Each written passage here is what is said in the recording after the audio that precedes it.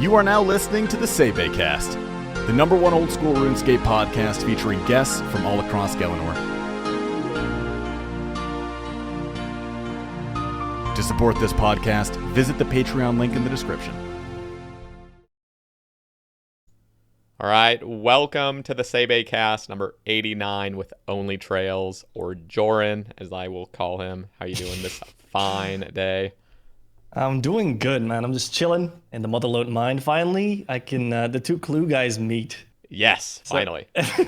Every time someone in the chat says, "Hey, you're the clue guy," I'm like, "No, dude, that's Sader." Have you seen his clue count? I don't think I can compete. Like, yeah, it's oops, something just beeped. Okay, no, we're good.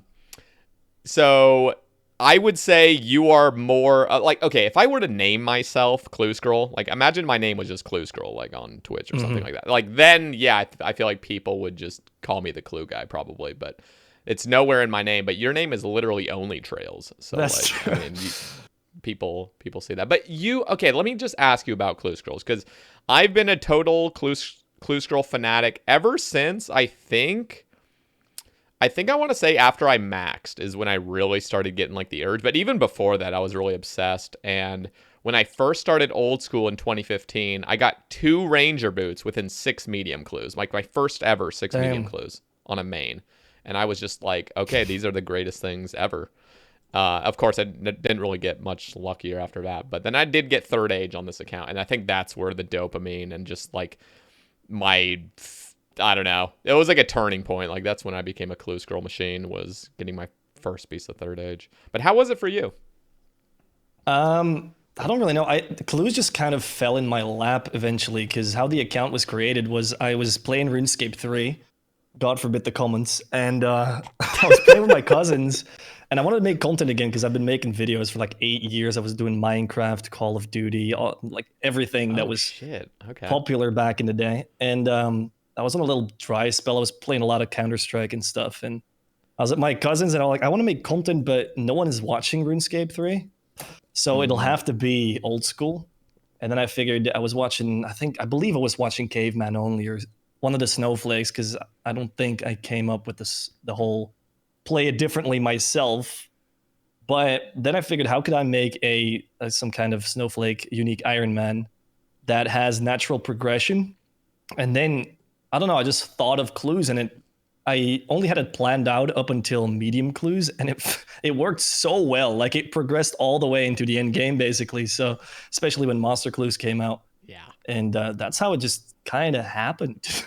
So were you doing, wait, let me just get this right. You were doing Clue Scrolls on RS3, and you would have liked to have done Clue Scrolls on RS3, but it just wasn't as popular. So OSRS was just like the natural go-to.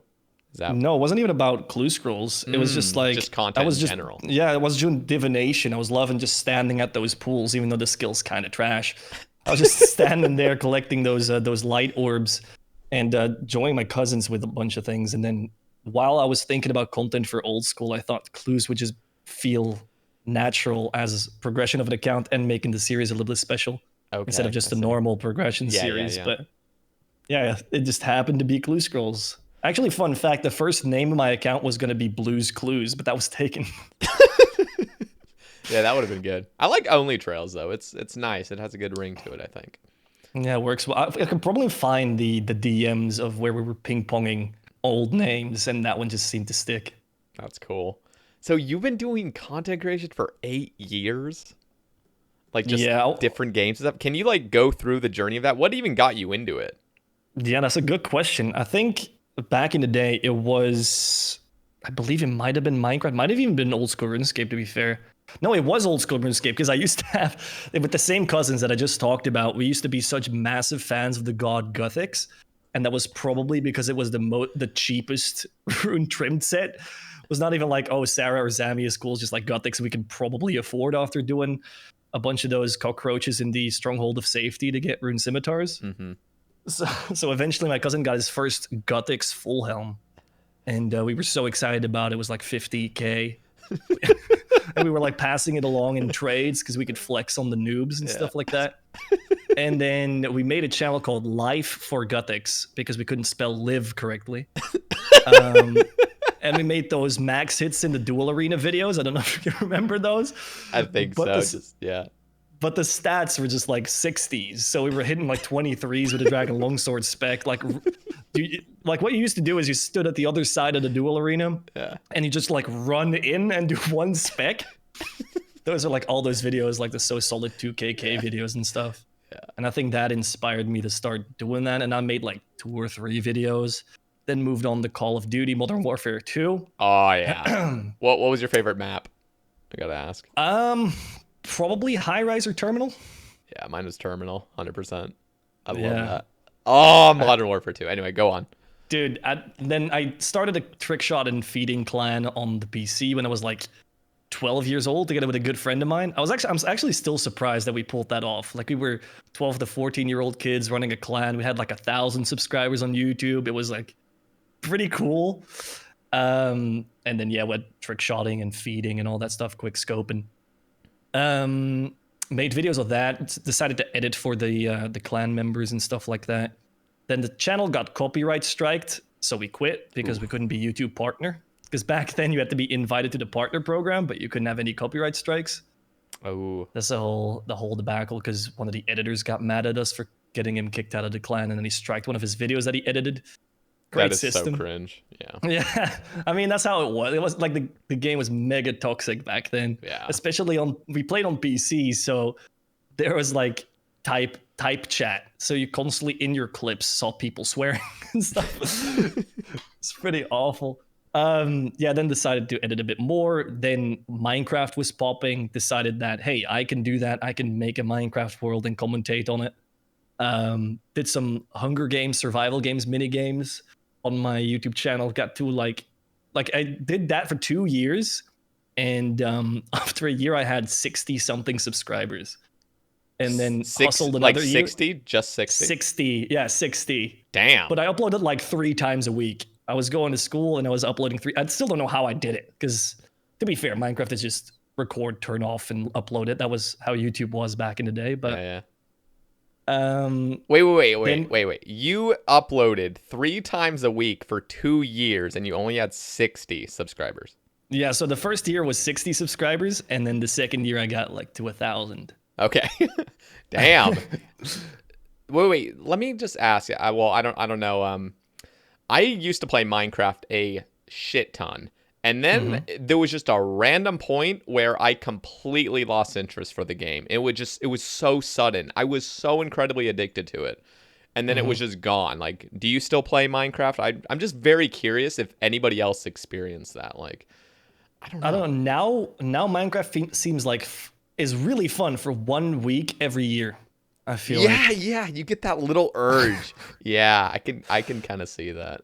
Okay. Because we did it like, I want to say about last year. I've got a couple videos on my second channel about a couple of RuneScape YouTubers that we played Minecraft with, and we played it like, I think we played it 8 to 19 hours a day. It was ridiculous for a week straight, but the problem was Adicon was on that server, and within day 1, he had all the best items. He killed the Ender Dragon. And he was like basically the dominator of that entire server. He was keeping everyone on strings. He had all the items. He was making all the shops. Everyone was paying to him. So we kind of burnt out after a week. It's crazy, man. It's not only RuneScape. He dominates every game he touches. So. Oh yeah. Natural gamer. Yeah, for sure. So I feel like maybe this or start of next year, we'll have another week where we try out the new Minecraft update. Well, I say new, but it was like 4 months ago. Yeah. It'll be fun again. So Minecraft, Call of Duty, what else before RuneScape? Was that kind of it? I dabbled in some Counter-Strike videos because I know a pretty big Belgian Counter-Strike YouTuber, so I thought I could just leech off of him a little bit back then. But then I realized I wasn't really good enough at Counter-Strike and or consistent in uploads to do that. And then the biggest YouTube... See, I've been going for a long time at this point. This is like 5 years into the YouTube career or whatever. While I'm still going to high school, I think, back then still. Oh, damn. I created a Belgian Flemish vlogging channel, basically, or it was just like I was like a YouTuber, so I was doing the Q&As, the gaming, the vlogging, the Snapchat reactions, just like anything that I could think of, because I was, again, like uploading 2 or 3 times a week. And the funny story why I started with that is I knew a guy that knew a guy who was the biggest Belgian creator at that time. And he was desperately looking for people with some YouTube experience to record with, because Belgium is so small. Oh, damn. So I was like, he was like, next year you'll have 5,000 subscribers. I'm like, bet. I'll try it. And then became like, I don't want to say a big deal, but Belgium is really small. So I had like 9,000 subscribers, and that was a lot in Belgium. Oh, hell yeah. So in like, on like events, I had like meetups and stuff. It's kind of crazy. That's And cool. became like a semi big, quote unquote, Belgian YouTuber. But it was so cringe, man. I had my ex-girlfriend at the time. She just cringed her ass off every time she saw a video. It's like you're making content for 9 to 14-year-olds, so obviously it's gonna be like more. It's like 5 times yourself, basically. Just like so over the top. Then did that. Then quit for like 2 years because it was too much cringe to bear, and I needed a break from YouTube. And then started this channel. I think that's about the order. Okay, so this is a completely separate channel that you've made, Only Trails. Yeah, I think I have like 10, 11 YouTube channels that I could put open right now. So, okay, this is one thing I've kind of wondered. What are the benefits of making like an alt YouTube channel? Because one thing I was considering, and I know like you were playing different games and stuff, but like one thing I had considered before I even started this podcast was just making a completely different channel that was just going to be the Sae Bae cast. But then I was like, I might as well just do it all on one channel, right? Because then it grows it. But then some people don't like certain pieces of content, so then they would like unsubscribe. Like, I don't know. Is there like a good reason to make an alternate YouTube if it's somewhat related to like that's the same content, I guess? I guess you would have a little bit of experience with alt accounts. Yeah, I think it depends. I think with you, it makes a lot of sense because it's still all RuneScape and it's got like the same branding, if I can call it that. But going from a Dutch vlogging channel to suddenly English content, especially if your audience is that young and you're moving to old school RuneScape where the age is basically double of what I was making content for. That's true. It's very weird. In terms of like the Minecraft channel, I could have probably swapped that, but it's more like an ego thing. Yeah. Where you have 1,000 subscribers and suddenly you have 100 views instead of like 500, let's say. So I'd like to keep it clean or something. I don't know. That totally makes sense. So you are now, I mean, approaching, at least what I saw like last week, approaching like 50,000 subscribers on your current YouTube channel, which is pretty massive. I just hit 10K and I thought that was just absolutely awesome because it's always just felt like steady progression and stuff. So how did your, I don't know, what was the journey of your channel with Only Trails, I guess, YouTube wise? Yeah, I feel like mine has also been ridiculously like just very, very steady. I started when I was doing my intern job. I was just playing RuneScape on the side to the dismay of my colleague that was sitting right next to me. It was constantly like, "Are you playing RuneScape? Are you getting your job done?" I'm like, yeah, don't worry about it. And it was just uploading sporadically, and I think my first video got 300 viewers from just posting it on the unique Ironman subreddit. And then the second one got also 300 and then 400 and then 500. It went very, very gradually. And I feel like it's always been that way, unlike some other creators, not to their discredit, but some just have this one video that blows up and then they can just maintain that, which is super sick. But for me, it's always just been very slow. Which is also very nice because people now watch my entire series back sometimes from like, I've just released episode 100. Jesus. And the first episode is at 100,000 views now. So starting at like 300 steady growth, it's pretty cool to see that those old videos just really get rewatched. Yeah, that's really cool.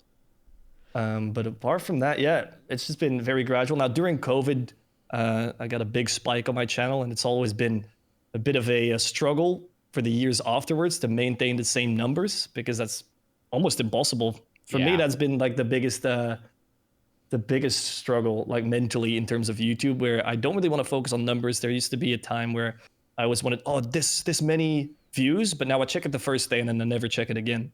Yeah. but trying to chase those COVID numbers still looms above my head. Oh yeah. Or like the COVID those months where we'd like at least all Americans would get like a huge paycheck, and would just like all the oil princes pour out in like the Twitch donations and gifted subs. COVID, you know, there was obviously like it's horrible, but for streamers we were not really negatively impacted, whereas other people like literally lost their jobs and stuff. Yeah. Very privileged at that point. Yes. But yeah, no, you're totally right about the number chasing. I think that's part of the reason, at least like the content creators I've talked to on the cast, it's like that can be really overwhelming, is trying to almost maintain something. Because with content creation, you don't have like a fixed salary. You're just kind of like whatever you do and however it goes is how much you're going to make. And so like, I don't know, the number chasing is almost inevitable, and it can really lead to like some bad mental health potentially if you're not aware of it. But yeah. Especially when your theoretical peak was 2 years ago. It's just like, bruh. Yeah, it's tough. And it's also tough because there are so many content creators nowadays. Like there's just, and it's not to say like that's a problem, but you really have to like push yourself above and beyond to really see some like heavy growth. You know what I mean? Like you have to be entertaining. You have to be more entertaining than the next guy. Like there's so many things to watch. Like why are people going to choose to watch you over like some other guys? So there's like always like adaptation and stuff. So, and I've seen that personally. Like I always need to kind of change things up here and there because, or else, I don't know, I just feel like I'm going into, I don't know, sort of like a plateau. But yeah, the big problem is that there's so many high quality content creators that keep upping the level. So someone like Sae Bae pops up with like an amazing boss locked account, and then everyone else got to up their quality because you can't get away with. I mean, a couple people can get away with it, like Shelby, Guides for Us All, or Mudkip. They can talk for 25 hours, and I'll still watch the video and just have regular gameplay on. You can do that actually with the rambles. It's quite impressive. I'm quite jealous of it. But people that are making over-edited progress videos almost, it's just try and keep up. Oh, yeah. No, I mean, seriously, I'm so grateful that people want to listen to me just talk for 10, 15, 20 minutes. Just no edits whatsoever. Because Caveman Only, you know him, right? Back when he used to create content, and I always bring it up, I've mentioned this so many times in casts, is he put so much production quality into his videos that, you know, it was so hard to maintain that because he had this expectation. Well, he thought that his audience had an expectation that he now needs to at least do what he's done or better. He can't like downgrade really, which, you know, might be the case, but it was all kind of in his head, and that kind of led to a huge burnout of, damn, like this is really exhausting, and it's not really, I'm not seeing the growth I would have liked to have seen, you know? Yeah, it's him and basically Verf with his UIM Karamja, I think. And then, of course, after that settled, that really just upped the level. First step, the first time round. I got the same thing with my Clue Chunk UIM. I over-edited the very first video really hard, and it got really good views. And then I realized I don't have the time to do this every time. Yeah. So the drop-off is like huge because I can't put that much time in the editing anymore, which is unfortunate. But sometimes you gotta like meet in the middle or something. See, like occasionally I'll put a lot of time into a video. Like I made a Clue Bible. The Bible, the Clue Bible. That shit took so long. I looked that up yesterday. Dude, that shit took so long. I was like, okay, fully transparent. I was really excited to make the video, and I really thought it was gonna get some like heavy views. Cause I don't know, usually my videos will get like in between like 5 and 10,000 views. Sometimes I'll get a little bit more, sometimes less. But with this video, I was like, I'm thinking like 30,000 views, you know? Like I'm thinking like this will like really pop off. And then like after the first week when it was only like at 5K, I'm like, damn, I literally spent like 100 hours on this. Like, and it was playing the game, you know, I had to get clips for every single clue step, that's the reason why it took 100 hours. But I was also just going to play the game regardless. and then just put everything in. But like, yeah, the editing and everything took me so long, and then just to see it like not even do that well, I was like, fuck, this is The tough. planning on that is also pretty crazy, right?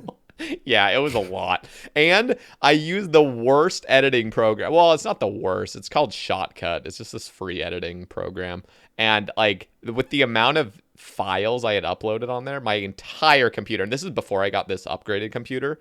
This was like my really shitty computer. It would lag so hard. There was times where I had to wait like 10 minutes for it to like stop the non-responding thing, you know? Oh my God. No. It was hell. Oh, yeah. no. But yeah, I definitely feel that.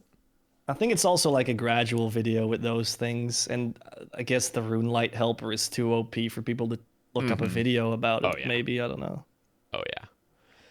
Yeah, it's a difficult one to market because the video was great. Thank you. I'm checking right now. I got 11 minutes 40 into it. Like yeah. actually watching it. I was not looking for the clue step. I was like, I love that. cool. And that's what I think. Like, I thought it was a good idea because, yes, like I timestamped all the steps. So if somebody does have a particular step, like I wonder what the best way to go about it, or the best way I found. There were obviously mistakes in there where like there's other better routes and stuff. And I've already optimized my inventory differently, which again was another thing that was bothering me. Is like, this is going to go out of date like next week when new clue steps arrive. But, Yeah. But yeah, it was still a fun project, but I just see that whole thing of putting so much time into something and then you just don't even get the payout that you would have expected, I guess. Yeah, that's the thing with YouTube. It's the videos that you put the least amount of effort in pop off sometimes. It's crazy. I know.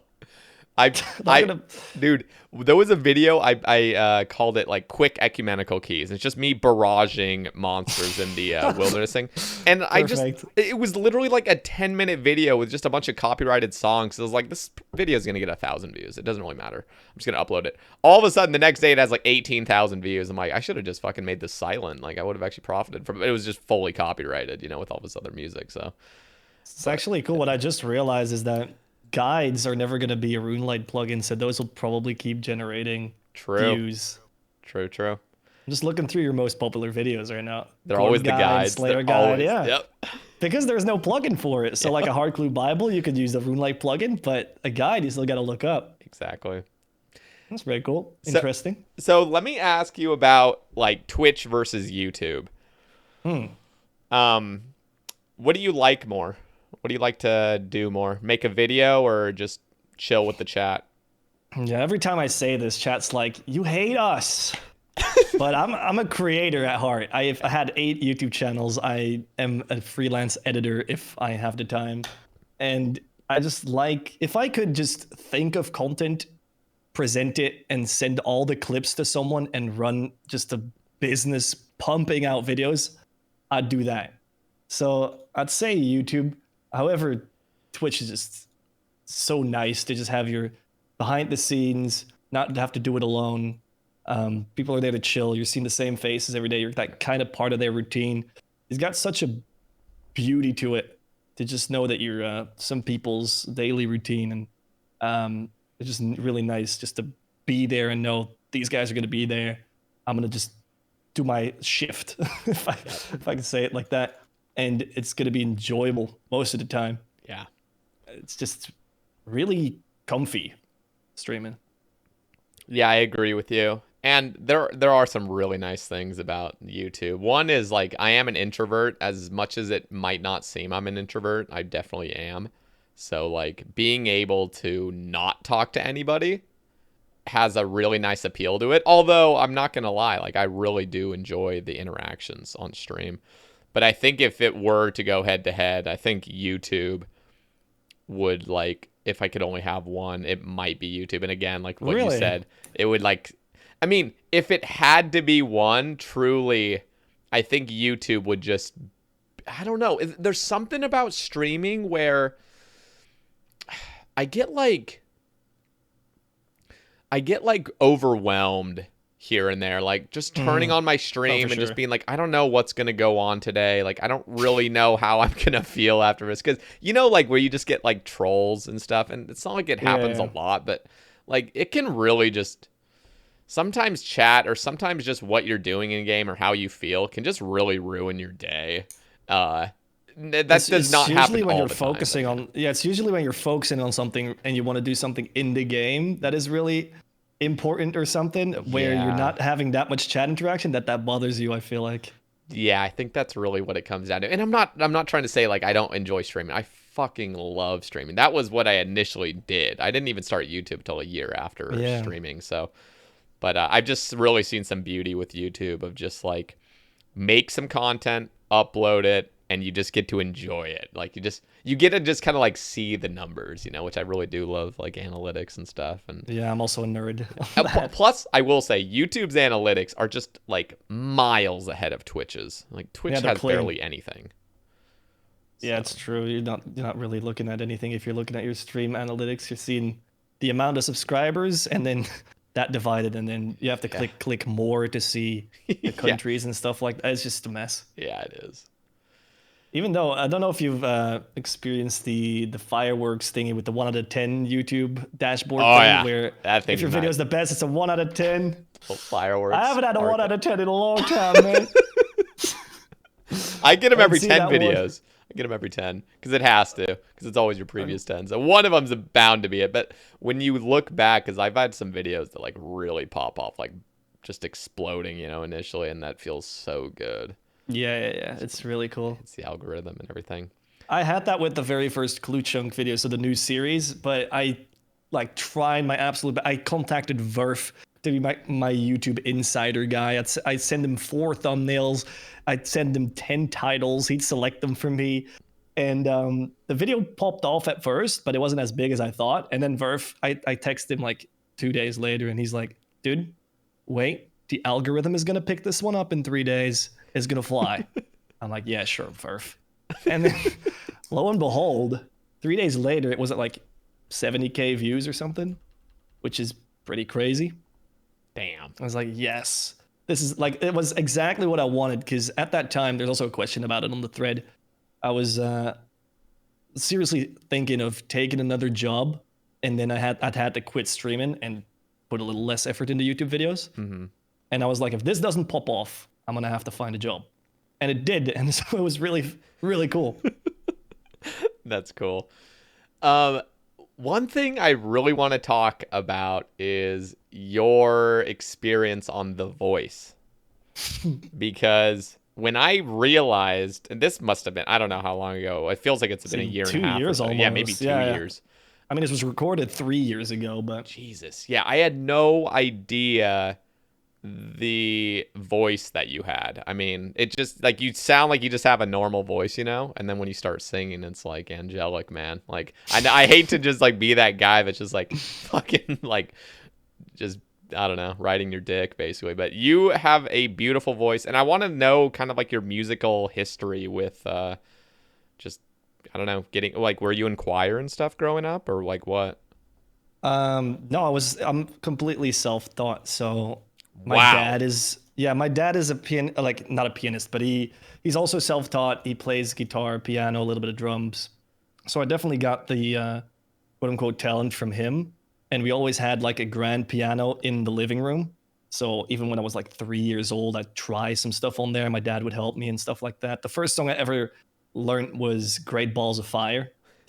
It's a da-da-dum. You shake my nerves and you rattle my brain. Da-da-da-dum. That was really fun. And then, I don't know, I didn't really do much with music. It was more for fun. Eventually, like at first you don't dare singing in front of anyone, even your parents or whatever. Yeah. And then slowly but surely I started doing it when they were not looking. And then slowly but surely you roll into it, you get the confidence and stuff like that.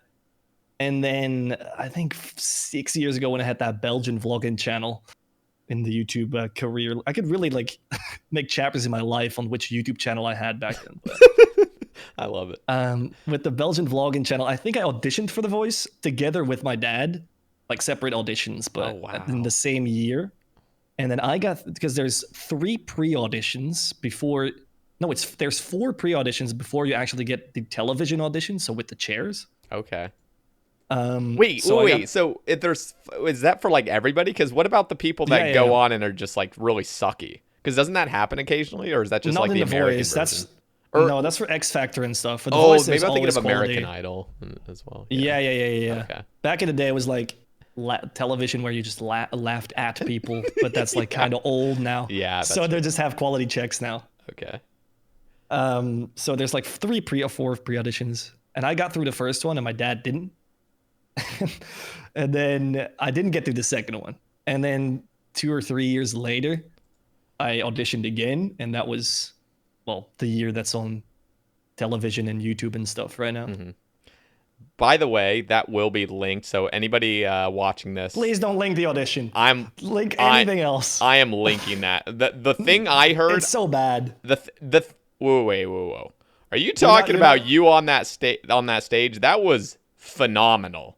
Yeah, there's 4 video. 4? Yeah, there's 4 videos on YouTube, and I've got 3 linked in my chat, and one of those is not the audition because the audition was awful. Okay. Well, you'll link me them, and I want to have them down there Sure. because I just want people to check it out because it gives me the chills. I grew up being in choir for years, and so I could really, I just remember being surrounded by a few certain kids that had like perfect pitch and were just absolutely incredible, and so I've always just really admired people with just fantastic voices, and so like listening to that was just like, oh, it was good. Thank you very much. Yeah, I almost didn't get a chair on that audition because it was like the coach pressed on the very. If people don't know how it works, there's 4 chairs. The coach that wants you presses their button, the chair turns around, and I got a turn from one coach, the one that I wanted, which I'm pretty sus about, by the way, with all the pre-interviews and stuff. But it was like 1 second before they couldn't press anymore because it was legit super off pitch. I already know people are gonna search the audition and not the other stuff now, but go ahead. But yeah, all the other ones I'm super proud of, but that audition was not it. Well, we'll have the other 3 then, not the auditions. They'll have to take their time to look up the audition if they really care. Sure. The other 3 will be linked. So what happens after that? Like, how does the voice go? Because is there like a certain winner? Is there only one winner? Like, what usually happens? I remember like with American Idol, it didn't even matter if you really, and I know American Idol is completely different, but like at least there, it didn't even matter if you won or not. It just mattered if you got like far enough, and then people like you could kind of just do your own thing at that point. Yeah, I don't know. There is one winner, so you have 4 coaches. In our case, 5 because there was like a hidden coach, and then along the line, people just get out of the show. They don't go through, and then there's one winner, but it's then the team that wins. So the coach actually wins with their one person that survived the whole competition, basically. Okay. And to be fair, nothing really happens. You get a contract and stuff like that if you get into the top 16. And then that label can kind of just decide. I hope my NDA has expired when I'm saying this, but I think the label can basically decide whether they want to do something with you or not. And then it's on to the next year. It's basically like a popularity contest, but obviously the person that wins can sing really well. Yeah. But I think they used to get a single, like the 4 finalists used to get a single made, but I don't think that's the case anymore. The winner of this, 2 years ago, the last season, is kind of like going around in certain shows on TV and doing their singles. She's actually doing really good, but on all the previous years, or most of the previous years, I don't even remember who won. Yeah, that's kind of how, I don't know. I never really was too into The Voice, at least the American version or American Idol, but I feel like I never even knew who won nor cared, really.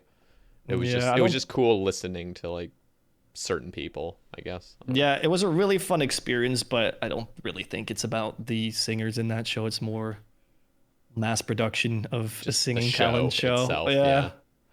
In America, it's also way more about the coaches. Like there's like a bunch of, and like the story where they always have a sad, soapy story, and the coaches are making jokes. There's like 5 auditions in one show, in one episode, which is the case in Belgium now too, which is so annoying. But yeah. Yeah, I was It going was a to really ask. fun experience. One thing I wanted to ask, you already clarified that it's not the same, but I was just going to see if you had like your own sob story televised, like just make up some shit. No, I was. See, the thing is, I told them about that Dutch vlogging channel, so I had to go around with my camera vlogging all the contestants. It was so unbelievably cringe. They're like, okay, you're the vlogger now, because you got to be like someone. You can't be no one. So they gave me a camera, and I had to just awkward. There's like clips on it on my stream because I watched it. It was just pain. Like I was just going around. I don't know anyone. I've not even done audition at that point. I'm just going around asking all the contestants, "Hey, why are you here?" And it's, it cringes me out because, as I said, I already like that vlog era. I want to forget it. And then the so voice is funny. like, "Hey, you're the vlogger now." Oh God. But it was only the audition. After that, Isn't didn't that really matter. is that terrifying? Like how many people were you singing in front of with the actual performances? I don't know how many people were in the crowd. Probably like 200 or something. Dude, that but would be so scary. Being televised and just like being up there, I'd be shaking, man. yeah, I don't know. There's something about singing in front of big crowds is easier than singing in front of a very small crowd because the main people I had the most stress for were the 4 judges with their turned chairs right in front of me. Yeah. So wait, is that just to prevent them seeing you? Yeah, it's about the voice. That's why that's Okay. the like format. But hadn't they like already seen you by like No, the not third on or the something? audition. Okay. Oh, yeah, the third. for yeah, just yeah, for so- the audition, it's yeah. turned. They turn around, then they obviously see you, and then it's Okay. the contest. I see. That's so cool though. That must have been just a really awesome experience. Do you have any sort of desires to go into like something musical or like I don't know, Yeah, be a singer? not really, because that's the thing about those talent shows where I'm just doing it for fun. I'm doing it to learn stuff. I want to do the experience and stuff like that, and I feel like that kind of shown through. Whereas some people are like born for music, they're like, "This is the only thing I'm gonna do. Yeah. I love this so much. This is what I'm born for." And I'm just here like I'm just trying to have fun, man. I'm just want to sing a little bit, get some free singing coaching, you know? And it was just a really really fun experience. But in the end of the day, like the guy and girl that were in the finals were just insane, and they're like in bands and they're singing every day, and their whole family sings, and I see. just like, what am I doing? Like I was happy where I got kicked out. I think if you calculate it, like 14th or something. Wow. So I was happy to stop there. It was right before the live shows, and the live shows, I have never endured stress in my life. Luckily, like I'm a very, very stress-free person. But at that point, when I had to sing, every single time I did a performance, I had a blackout right before. I forgot my lyrics. I just Oh threw my something God. together. It was, in that front, like I really hit my brick wall because for a person, like at that time, it was a massive privilege of never having almost any stress ever into the biggest stressful situation on stage live in front of Belgium was an experience. But at the end of the day, you live through it. And somehow I dragged myself through all the performances, which I'm pretty happy with. That's so crazy. That's so cool though. Like I don't know. I just think it speaks volumes to be able to, I don't know, just go for something like that. Like, cause so many people probably have a desire to do something just crazy. Like, but who would? I don't know. For me, like going on The Voice or going on any of those kind of like shows, it just seems like it's not a reality. And then like when you see somebody that you somewhat know, I mean, it's not like I know Yeah. you, but I know of you, and just knowing that like you were on The Voice is just like really cool. I don't know. That's the thing with that I always try to like convey to my audience when I'm streaming or whatever. I used to be like a super sheltered kid. Well, actually, in primary school, I was the class clown, and then in secondary school, I got in such a I don't know. I was like in a class with all the kids knew each other. They all had lots of money, like, and I was kind of like just a gamer, and I didn't really fit into that. So I became a really sheltered gamer dude, which I think a lot of people in the OSRS community, no offense, obviously, but are, or they are very introverted and don't want to talk and stuff like that. And they're really just really on their own. Where I'm just like, try and just put yourself out there. If you want to go and get a job or something, just send this. Even you don't have to wait for an application. Just send an email like, "Hey, I'm here. I want this. I'm passionate. I have these and these and these skills. If there's ever an opening, please consider me. That it does so much more than sitting around and waiting. Just put yourself out there. I really recently listened to your cast with Hootie, and yeah, he says the same thing. Just put yourself out there, make some waves or something, even if they're small, and just try it. Same with the voice. I knew I wasn't gonna win, but the experience has taught me so much, and it's so much fun. Yeah. So why not? No, that's a good point. Life's, I don't know. I feel like as soon, like, I don't know how old you are. I'm 27, so like 25. The older I'm getting, it's like I'm seeing, okay, life isn't actually endless. I mean, this eventually comes to an end, and like you're only young once. So like being, I know that sounds like. I think that happens when you pass 20. When you're closer to 30 than 20. That's when that happens. Because I'm in the middle right now, and I'm like, I've got all the time in the world. But maybe when it's my birthday. I think 26 and a half ish was around the time where my mind started shifting, and I was like, okay, like what do I really want to achieve in life? Because I mean, especially when you see people pass away from like old age, like. When you start seeing that, I mean, my grandparents are getting really old. Like my grandma on my mom's side's already passed away. My grandpa is also like just about to pass away, and then my parents on my dad's side are like getting really old. And I'm just like that. I don't know. And it feels like I remember being a kid and just seeing them as like kind of just younger grandparents, and now they're like actually getting old. And I'm like, sheesh, like. Time's flying, and like my dad has white hair now, and I'm like, what the fuck? Like, this is so weird. Recently, I was watching. I was looking at a picture of my dad, and I was like, dude, you got gray, man. No. I mean, I respect my dad. Like, he's still in tip-top shape, but that's good. Yeah, the hairs are. Like my mom, even like they've broken up, and she's even said sometimes like, he looks old now. It's like way to go. They're really good friends, by the way, still luckily. That's good. But I mean, passing away at old age is like the most beautiful way to go, though, right? Oh yeah. And the only reason I really brought that up was just because like just try things. I mean, when you're young, like at least for me, I feel like a lot of introverts as well really struggle with just like, I don't know, self-esteem, just being like trying to fit in, I guess, sort of, and not, I don't know, really caring about what others think about you. And then when you get older, like just, mid 20s to 30s and stuff, you just stop caring what anybody thinks. And that's the point where you can truly just start trying things and just that's the golden recipe. Out there. Yeah, literally. Stop giving a shit. Yep. Stop giving a shit. It's just, it's a beautiful, I don't know, I want to say something really poetic here, but the art of not giving a shit is just one of the best lessons in life. Oh yeah, it's liberating. It just makes you feel there free. You go. So, well, I'm looking at the Twitter topics, and you know what? Speaking of the man, let's look at what Hootie Tootie has to say. What RuneScape update in the last couple years has brought you the most enjoyment / rejuvenation for the game?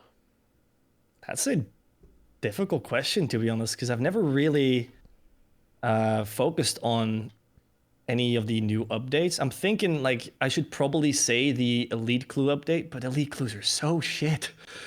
I know they still I can't say that. I mean like when Elite Clues came into the game is what I meant. Like they. Oh, you're talking like 2014, like yeah. I'm talking early. Okay. Because it gave me so much more content on my YouTube channel. Because I've always been thinking about the game in a content way. I'm doing clue scrolls. Anything related to clue scrolls is fantastic as my series can go on. I've never really got into TOB. I had a pretty high level hardcore, which then died to Cerberus because I was looking myself up in the high scores. But that's where I finally like learned some bossing. So I think that was also like kind of the attraction of my channel back in the day, where I was always just a cute noob. No one really knows what they're doing. What do I do? I just do some clue scrolls. Everyone can do this kind of deal. And then I tried to actually get a little better at the game and lost that cute noob attraction or something. But yeah, what has brought me the most enjoyment? To be honest, leagues actually. Oh yeah? Because I come from a I don't want to say background because I never did it professionally, but I used to play Path of Exile, which is an RPG that I think that's pretty, like, there's a question about it in the thread, but it's an RPG that is basically running on these temporary game modes. So they have like 3 or 4 leagues a year, and then people play for a month, and then they wait for the next league. That's how that game works. And every league has their microtransactions with skins and stuff, and that's how the game makes their money. And how I got my hardcore start on YouTube, on RuneScape, is because I always played Path of Exile hardcore. So if you die, you just like RuneScape hardcore, you lose the account and you go to softcore, not even in that specific league anymore. And every single 3 months, I went to the same buddy who unfortunately now has a family and all that stuff, and he doesn't game anymore. Shout out Germs. Me and Germs, every single 3 months, we're like, okay, new Path of Exile league, we're LAN partying. I'm going to you, or you coming to me. We are no job. Like, you take holiday off for 4 or 5 days. We spend 1 day theory crafting a build that we want to roll in that league. We start hardcore in that league, and we're just going to be gaming for the 1 day. It's 30 days, then it's 5 hours of sleep, 35 hours, I mean, not days. 35 hours, 5 hours of sleep, another 30 hours of gaming. And then we were like rank top 10 or something in that game until we died. Because we just had so much time.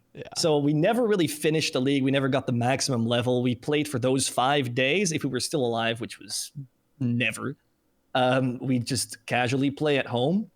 But it was always so much fun to just play for 4 days straight. Food prep. Like the whole lot, building a build, because the Path of Exile skill tree, someone should Google it, or if you could put it on the screen or something, is insane. I think there's about 2,000 nodes on that skill tree that you can take, like going from attack speed to life. It's insane. That game is so not noob friendly. It's crazy. But we used to play that for like 3 years straight, and now finally coming back to the question, that's where I got the love for temporary game modes. And when leagues came into OSRS, I was beyond excited, and I was also beyond disappointed to realize that during Trailblazer / during Shattered Relics, that it's not really a competitive game mode. It's like more aimed toward casual players, which I completely understand from a marketing perspective, but I really miss the competitive scene. And it was so, like, it reminded me so much of the competitive Path of Exile race to rank 1, that I was so excited to be like, okay, I can do this because I've been preparing for this when I was playing Path of Exile, and I know how to theory craft RuneScape, and I'm going to be one of the best in this. And then, I mean, you get still the RNG factors, and it's too long to be a good, like, stuff like that. Yeah. So okay, let me ask, because all I have ever done with leagues is I played Shattered Relics for like 4 days, and I completely fried, like, just totally. I was playing like 16 hours a day, and then I was like, why am I doing this? Like, I could just go back to my main account. So then I quit. But it was a really fun experience initially. I just want to ask you, because you are like into those temporary game modes, what would make a league, or what would make leagues 4 like perfect, or what is your perfect idea of leagues that would totally go with like what you like, regardless of how much money Jagex would make or some business decisions? What would you want to see? It really depends, because when I was complaining about leagues last year, I got a lot of insights in the comment. I made like a video, leagues is delayed and I'm mildly inconvenienced. And that got so much hate, because I was being a little bit of an entitled prick.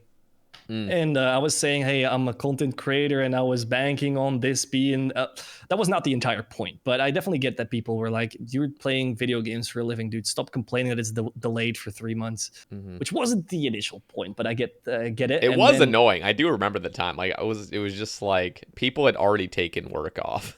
Like, yeah, it was more the fact of the matter that, so people took time off their work. It was also Group Ironman was still making them enough money, so they didn't have to do a league, which it kind of felt like.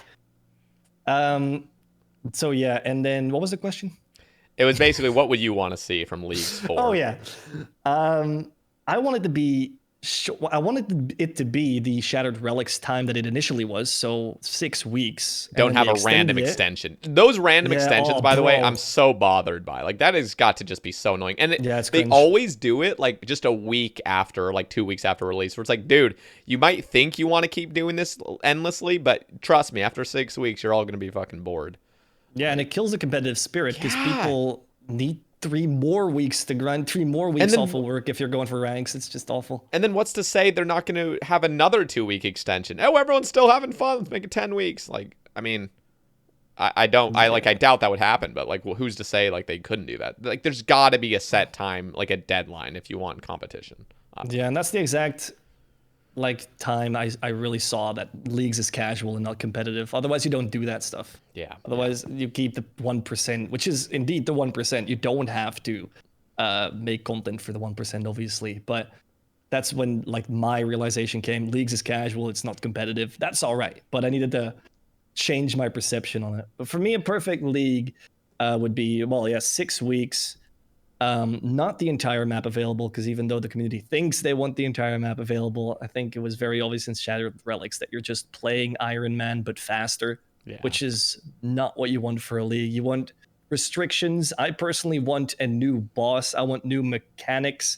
I don't want them to lock things off that they've already made. I'd love a new boss that they can test in the league and then maybe bring into the main game with some adaptations. It's like, for example, a new mechanic that I've thought of based on the caveman only idea is you make an underground league. So you got your area restriction.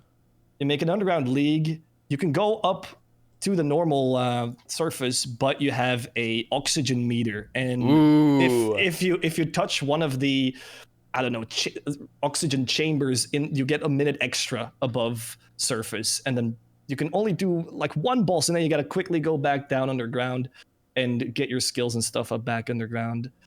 I think that's an all right idea. Okay. I've also, another thing I had was you make some kind of ghost world, which looks like the Ectofunctus area. And then only there you get multiples of XP and your final boss is there. And you got to go there through a portal. And I don't know, just new stuff. I don't want to see, hey, this boss that we've already made is now unlockable later or something. Yeah, no, that's true. I have this weird idea. You might have heard of it, but what are your thoughts on a Benjamin Button mode where everyone starts out completely maxed and the only thing you have is a max cape, but all XP you gain is negative XP. So like you're running already, at 99 agility, you instantly go to 98 as soon as you do one lap, or as soon as you get 1 XP. And then as soon as you would hit like 89, you can't do arty anymore. Like you'd have to go to like a lower course, and your entire objective is to just get to level 1 in all skills. I'm wondering how it goes with XP then. So I think for a league, it would definitely be like increased XP rates. I think that would just be more fun. Like actually having to like unmax, like actually would just be hell for most casuals. Some people would love that, but wouldn't it be the same thing if you got XP that ramps up again? So your RD cores gives 1 XP or 5 XP, and your Drainer cores gives 9,000 XP, let's say. Wouldn't that just be the same then, though? If you go from 1 to 99 or from 99 to 1, if the skills, like it'd be the same thing. It would still be the same, but it would just be a completely different way to play, where just everybody, like you just start out max and you're trying to look for those like level 3 combat people, that have, and like you would have to plan out how you're going to do things. Because for example, if you just started training, like you need to do Slayer with training, because imagine you were training, you got to level 1 attack, 1 strength, 1 defense, and you're still 99 Slayer. Yeah, like, you're fucked. Like you're totally fucked. So like there would be some planning. Bosses, but yeah, there would be planning to it. I think that's the only real like planning you'd really have to do. But it would just be fun. I think. I have no idea. It's just an idea, and I just think like that could be kind of fun for some people. Probably I don't know, kind of a sadist masochistic mode, but I think it's pretty fun. But again, you don't have the area restriction, and also what is your end game at that point? The end game is literally just to unmax and then just fucking quit. It wouldn't even be 6 weeks. Like I don't know. I don't even know if this would even be appropriate for a league. I just think like just doing something. You remember like how they would do random stuff like, were you playing when they did King of the Skill? No, I took a year. I was either playing and I just completely missed it, Yeah. or I was just a year not. King of the Skill was really cool because it was just out of the blue. There was no such thing as leagues at the time. They're just like, hey, we're going to give you a month. Your entire objective is to gain as much XP as possible within 24 hours playtime. And so you could log in whenever you want during this month, but you only have 24 hours.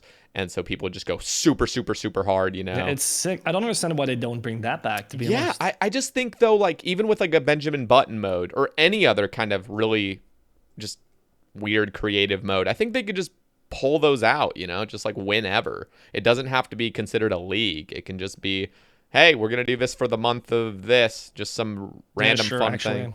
Yeah, it's true, because they just always, I don't know, with all the new game modes that were proposed and stuff like that, I feel like just do one and we'll see if it works. Yeah, for real. And same with the new skill, they'll just test that out in the league and stuff like that. Yeah, I think with like temporary game modes, they can just do whatever they want with it. When it comes to like permanent stuff, like that can obviously that needs to probably be pulled and stuff. But with other random stuff, just go for it. Yeah, King of the Skill could just be that competitive thing that they're missing, because I feel like they're only shot at, because they wanted to make RuneScape an esport like for 15 years now, right? We had a head of esports and stuff. But now I think they're only shot at that as, I guess, the quest speedrunning. By the way, that stuff's been kind of popping off lately. I kind of like it. I haven't really done any of it myself yet, but I've just been kind of watching here and there. I've been watching Sick Nerd do some and some other people, and checking Twitter, people doing some times. Like, I don't know. I think that's kind of cool. I think the moment it goes live, it's going to be kind of hype, yeah. For a very niche community, but I mean, it doesn't harm anyone. It's in a separate world. It's not going to split the player base because there's going to be 5 people in those worlds, but it's going to be fun to see some kind of competitiveness indeed. It's going to be really fun. Yeah. I haven't tried it now because it's in beta and it feels like you're running it for no reason. But I think once it gets out of beta, and I think a lot of people feel like I do at the moment about it, then I mean, I'm gonna that quest outfit looks sick. Oh yeah, they did good with that. Yeah, I love that. And I've also seen I don't know what his name is. I'm gonna check if I can find it real quick. Leher Matthew on Twitter has done some recolors on it. It looks really sick. Wait, I'll link it to you real quick. Yeah, link it. Like, that would then be an ornament kit for Graceful, right? Which is really nice. Ooh, that's cool. Yeah, I really like this kind of outfit. You know what, also? Well, one thing I didn't think looked good until it came out into the game was Masori. And I'm going to just say as well, like, Masori, the reason it was so awful and I had such a problem with it was because, like, there wasn't the gold assembler or max cape yet. So you were wearing like a super like light blue cape with gold and random shit, and then like green boots and like I don't know, it just looked funky. But now that there's like the yellow cape, honestly, that yellow cape like fixed everything, or just the assembler in general fixed it. Because that's such an ALC problem, dude. My max cape doesn't fit with my armor, dude. Okay, listen to this. Imagine this. You are wearing Masori, which, you know what? Let me just pull up Masori. I just want to like describe this to you a little bit of just how fucking bad this would be. So, let's see. Where's the Masori? Like, wait, is it the upgraded? Yeah, I'm trying to find oh, there it is. There's the upgraded. Okay, so it's this, right? Let me see it on your end. What a disgusting link if I just sent it in the Discord. If you see that in your Twitch chat, that guy's getting banned immediately on site. Yeah, this stuff. A huge Google search link. Okay.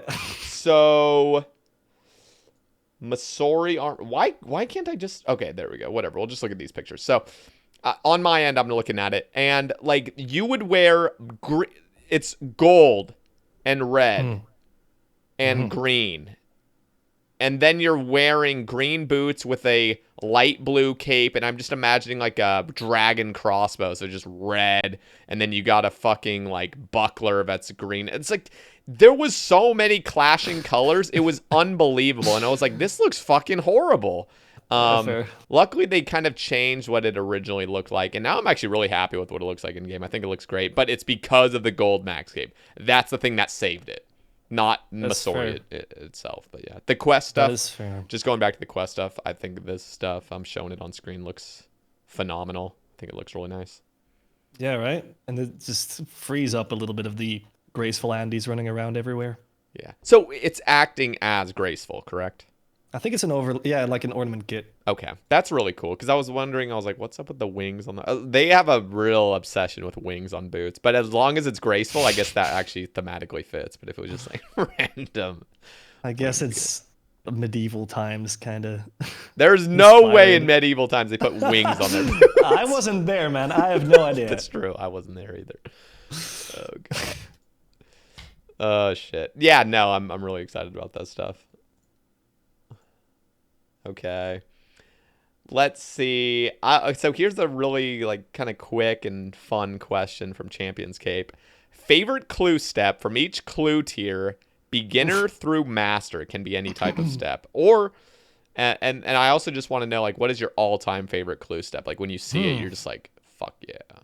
That's a good question. Holy. My all-time favorite clue step. I'll start from beginners. So fuck Charlie. Let me say that. Yes. Anything Charlie the Tramp, I get the urge to right-click drop. I guess my favorite beginner step that makes me smile when I see it is just talk to hands. It's just so nice. Yeah. And in that same line, the easy step, dig at the Lumbridge spawn. Oh, mwah. Yep. Unless you're on Ancients, because skin the Lumbridge on Ancients sucks. And my house. Okay, look, I might be a clue man, but you don't want to look at my streams when I'm doing a lot of clues because my inventory is shit. My house isn't upgraded. It's a mess. But it's tough doing clues on a lower level account, like something that's not completely decked out. Clues kind of become a hassle occasionally. Yeah, I should just look at your hard clue Bible and just get some of the items. I'm usually just way too lazy. If I just spend some time off stream and make 2,000 house tabs and 2,000 redirection scrolls, I'd be fine. But I've got 10 house tabs and 2 redirection scrolls every time I stream. And I'm on Ancients. I need to go to Falador. I don't have the Falador thing in my house. It's just, like, try and get there without an Explorer ring. I'm legit running from the Rat Pit's minigame teleport to Port Sarim. That's why I'm running to Falador when that happens. It's awful. Yeah, I have decked myself out. Like, have you ever had that elite clue step where you have to turn in a Lovakang armor set? Oh yeah. Yeah. You have a bunch of those. Dude, in the bank? I have like 330 of them banked. What? Like 330 I saw you full make crates those on stream. I think you made. Did you do a stream where you made all of those? I would do them on Sae Bae Cast. So you might be thinking of it. By the way, almost yeah. everything I've ever like prepped for clues is because of Sae Bae Casts. Like I'll just do anything when I'm talking to somebody, and it feels like no time has passed. So mining all that Lovakite bullshit was so easy. Like, it's just, I didn't even think about it. It was nice. Yeah, it doesn't even take that long. It's just, I'm so late. I don't really play the game much when I'm not streaming, unless if I'm, like, I have a really big goal and I want to get this done before the video has to go up. But except for now that I'm in Motherlode Mine. Yeah. But yeah, I'll go back to the question. So that was beginner and easy, correct? So so talk to hands and then dig at the Lumbridge spawn. I'm thinking about medium. For mediums, it's really big that you have the Slayer ring and your stash units built. But I don't know if you can remind me of any beautiful medium clue steps. I'm not trying an emote to think. step. What's any like the non-emote fastest step? It's probably just like going to Falador and you've got to talk to Charlie. Oh, do you? That's have a medium to step, but you don't have to. Yeah. I mean, anything with the music with Cecilia is easy. But yeah, what is it? I got it. The barrack step on Varrock Square, where you have to just type a number in. Yeah, that's easy. And then hard clues, favorite step. Anything that's not wildy, or anything. my favorite hard clue step, I think, whenever I see it, is dig in the center of Morton. And the only reason I say that is because I have thousands of those scrolls. Yeah, So me too. That's a nice click, one. boom, done, dig, just it's over. Actually, for hard clues, I think the Entrana step is worse than the Wildy steps. Yeah, the Entrana step is bad if you don't have a good layout. Like with me, I've set up my bank perfectly, so whenever I get the Entrana step, I don't even think about it. Go to my bank, dump everything, just do it, just dump it. Then go to the clue and go re-gear. Takes 10 more seconds. It's like The worst thing is if you complete the clue there and then open it in Entrana. Oh, I've done that a few times. I've done that many times. Yeah. It's awful, man. It's like this was the third age. This was the roll. That would have been it every time. Elites, there are so many really nice elite steps. By the way. True. Like, it's faster than hard clues. Elites are faster than hard clues. They're so fucking fast. Yeah, they are actually nice. The only ones that are awful are going underwater and picking up 5 stones and digging on that spot, because like flippers don't even make you go fast underwater. And Skullball clearly sucks, and the DK's ladder really sucks. I think those are the 3 that just. Oh, and Isle of Souls. Oh my god. Yeah, there's fairy ring to one of them at least. One of them, yeah. Before that, I mean, even the west side is still just total ass. I mean, that takes like a legit 3-minute run there. It's pretty bad. Yeah, I don't know what their plan was by making it so big, but hey. Fucking hell, yeah. I've used the Isle of Soul chest sometimes to get medium clues when I'm like exceptionally bored, but that's the only time I've been there. Well, okay, so even though this step is easier, and I mean it's quicker, I have a max cape, so I can just teleport directly to Warriors Guild and dig. Max, by the way. But the other one that's really awesome is talking to Sherlock and activating Chivalry. Like that's like, dude, that just hit a spot when you said that. Holy shit, that is a beauty. Back in the day when I was still a lot lower level, when I got my very first Sherlock step, I was running around with a dragon sim. Oh no, it's Fallow, I think. And I talked to Fallow and he just asked me to bring him a dragon sim, and I was just wearing it, dude. Oh, hits the spot. That's dope. That is dope. By the way, shout out, like not a shout out, the opposite to Jagex for why is there no activate piety master clue step? I'm sitting on 60 prayer for the entirety of my account because there's only an activate chivalry step for elites. Where's this activate piety step? I want to trade my prayer, dude. I have 83 prayer banked in baby dragon bones from the crystal implings. Okay, give me the piety step. Thoughts on Grandmaster clues, because what if Grandmaster clues was like activate augury or something crazy? No, not raids. I'm raids, very so much you just want I'm piety. just against Grandmaster clues. I am too right now, to be honest. Like I think it's too soon to introduce Grandmaster clues. I don't know. I think people already get really annoyed at a master clue step they can't do. I think most Grandmasters are just gonna sit on the floor. No one's gonna want to do them. It's gonna be too extreme. I don't know. It's like people I think are thinking too like linearly. I don't know if that's like the right word to use in this situation, but people just are like, oh well, we're gonna have a step that's like go kill Jad in under 27 minutes or just like something really stupid. Like I was thinking more like mine an amethyst ore.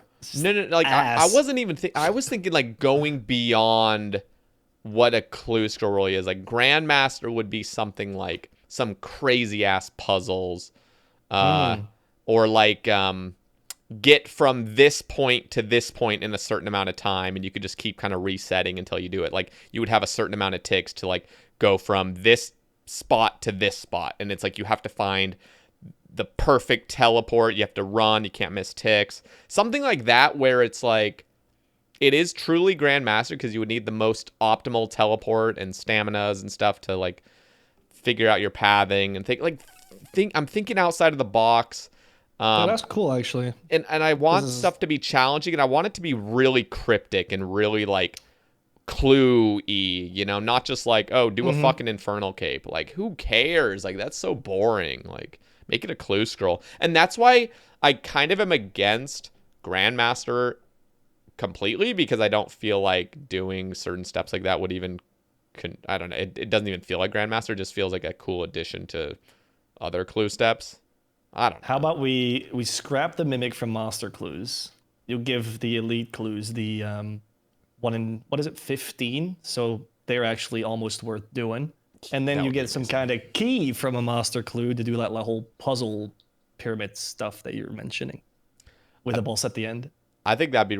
You know what? One thing I would want to see is, well, one thing is elite mimics should at least go down to a 1 in 25 or go up to a 1 in 25, however you say that. How much is it now? It's 1 in 35. It's so stupid because masters are 1 in 15 and then elites are like so crazy much. I don't know. They're way more Why is rare. it not even just, that's a weird number, 35. It's annoying. They should really lower it to 1 in 25. The other thing I really want to see is mimic dust.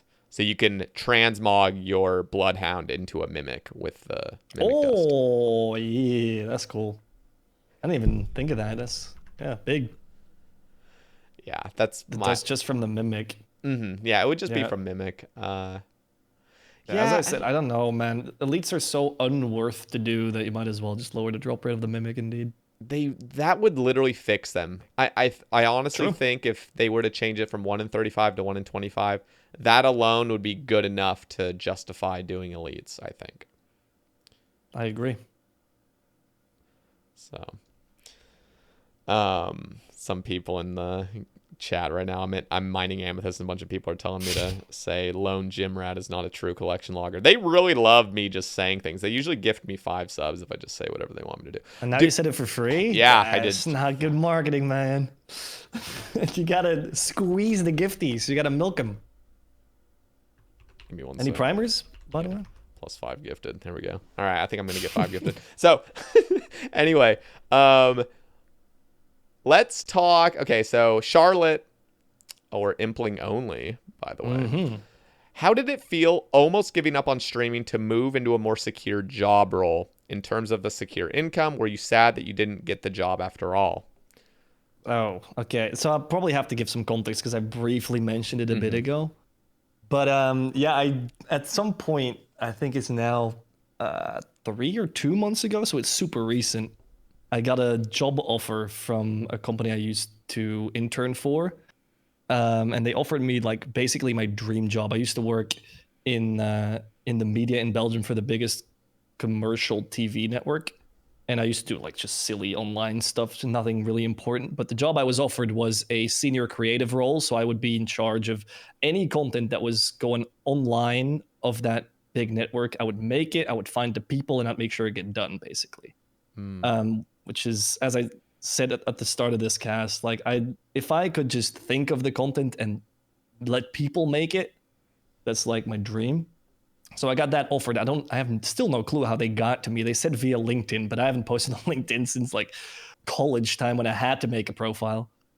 And so I seriously considered like, I'm going to take this. If I take this, I can't stream anymore, but I'll still do YouTube. And yeah, it was like at first when I got the final interview, when I got the first interview, because I did 4 at the end of it. When I went through the first interview, at the end of it, I said, "Is this a full time?" And she said, "Yes, unfortunately, it's a full time. We know you have your YouTube and all that, but it would be for 1 year at least full time." And I instantly said, "No, I can't do that. I've built this thing, and it's going well, and I love doing it, and it's also my dream job basically. And I've spent so long working for it that I'm not going to give that up to do this." And I slept on it for a day. And I was like, "Bro, but you get your pension is fixed and the taxes are less, and it's also my dream job. And if I could combine it with YouTube, I'm still a little bit there, you know?" And and eventually I made up my mind that I was like, okay, you know what? I've got a chance to become a big guy there, and I can do that dream job while still maintaining my YouTube as then a side job. So I'm not really giving much up except for daily streaming, which I like legit cried over a certain night where I was like, "Bro, I'm gonna let all these guys down. Their daily routine." I was already it's like in my mind, I was planning out my last stream. I was like shedding a tear and shit. I was like, okay, I'm gonna do this. So I went through all the interviews, and in the end, like a month and a half later, I didn't get the job, which I was kind of pissed about because I was like, "Bruh, one, you get my hopes up, and you asked me. I didn't apply. You asked me, and then you're gonna deny me, bro." So I mean, I was salty a little bit, but then I realized, dude, I have a fantastic job. It like this is great too. It was a win-win for me at the end of the day. Yeah. It sucked because I had like it's my own fault, but I made my mind up that I was gonna do that now. Yeah. And I was Jesus. going to go on holiday, which I just came back from, and then I was gonna start this new chapter of my life, and it was just the same, which is all right. But Yeah, it's just like you took a bit. built up your hopes for it. That's crazy. Yeah, which is completely my own fault, of course. Yeah. But yeah, I mean, that's where I stand on that.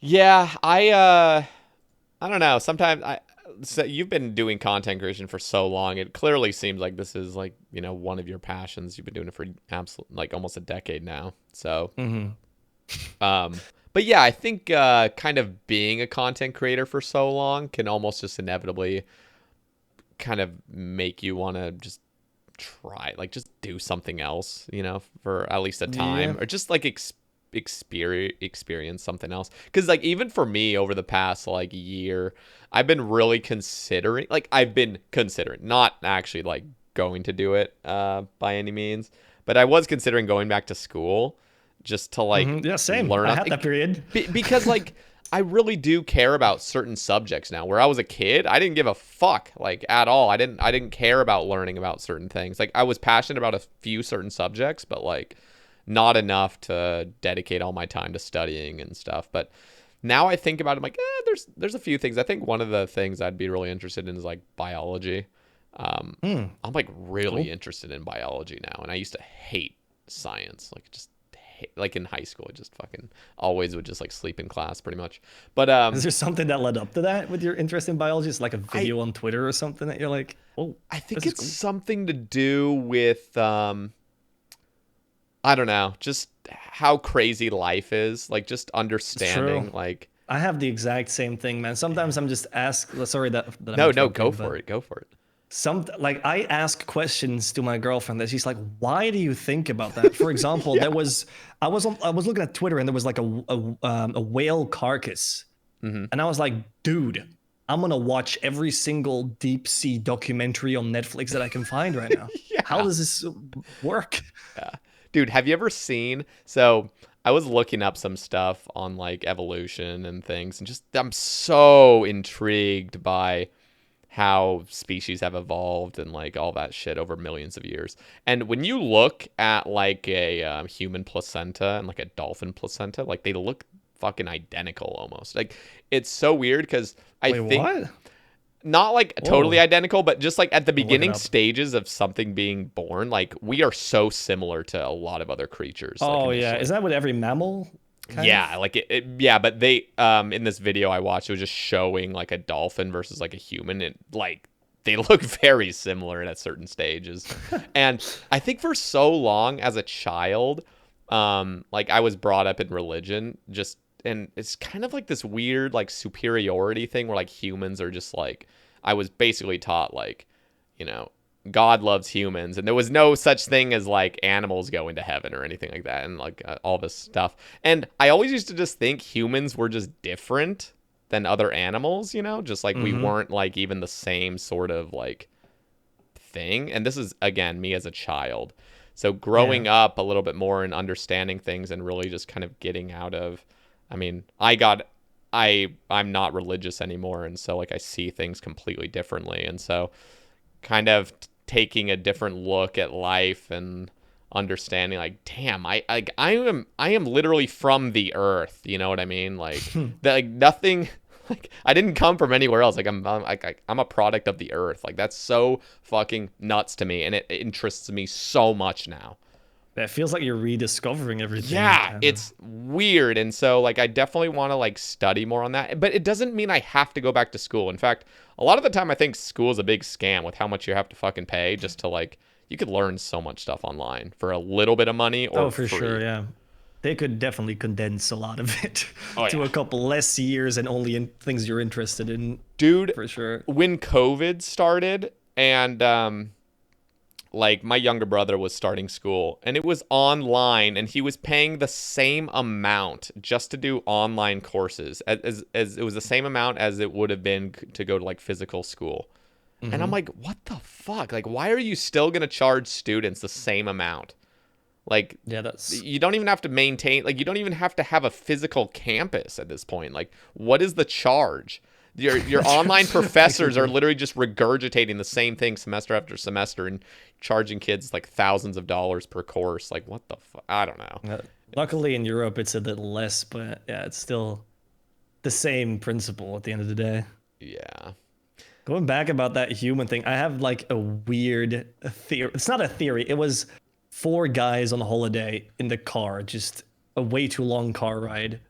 But it's something funny to think about, and it doesn't have to be theoretically correct or whatever. But the crazy thing is that we had, like, he was trying to not convince us, but he had this idea of this open-minded idea, not his belief or whatever, but that it is weird that there is no power or influence from something extraterrestrial, because we have monkeys, or some of the monkeys that we then originated from or whatever. We have the human, but we have nothing in between still. So where are the in-between things between our human monkey kind of thing and then the human? Why do we have the first and the last kind of type deal? Yeah. I mean, what's really interesting is thinking about like the Neanderthals and stuff. Yeah, I've got that written down right now. I'm like, where are the Neanderthals, man? Why do we have monkeys, and what happened to the Neanderthals? Dude, the thing that really, and I will have to study stuff because I'm really ignorant on a lot of these things, but just one of the things I do think is I think humans might have just killed all the Neanderthals because of total fucking, I don't know. It's a shame, though. Why do we keep the monkeys then? Why do we not keep one Neanderthal? Well, one thing I have heard is like Neanderthals were like this, like very similar intelligence to humans. Humans were just a lot more aggressive. I was scared of them, probably. And I think as well, humans used to, like, we could form communities better. Neanderthals were more like introverted. They wanted to like be alone and secluded, sort of. And so I think humans just took over. And, dude, you know what's crazy is sometimes I think, like, I wonder if there was other type of life that was really intelligent, like super intelligent, like humans, and we like somehow just like got rid of them or something. Like it's thinking about the history of humanity and the history of just like species on Earth. It's fucking crazy, especially when you hear like over 99% of all species that have ever existed have already gone extinct. It's like, it's so unfathomable. Jesus, it's crazy, dude. Someone in the comments is going to like correct us on the whole Neanderthal stuff. Oh yeah, no, it's all just speculation. A lot of it is, and just the little bit of research I've done, that's things I've read on. But yeah, I just think it's cool to keep like an open mind. Like I'm not religious. I don't know what happens after this life. I'm of the mindset of like, I mean, you're here now, might as well make the best out of it. What do I care when I die or whatever? So I've completely lost my train of thought, but it's nice to keep an open mind and just have a bunch of theories, whether that's God or the whole extraterrestrials have taken all the Neanderthals and put the humans on the planet, whatever. It's just fun to think about. Yeah. No, I totally agree.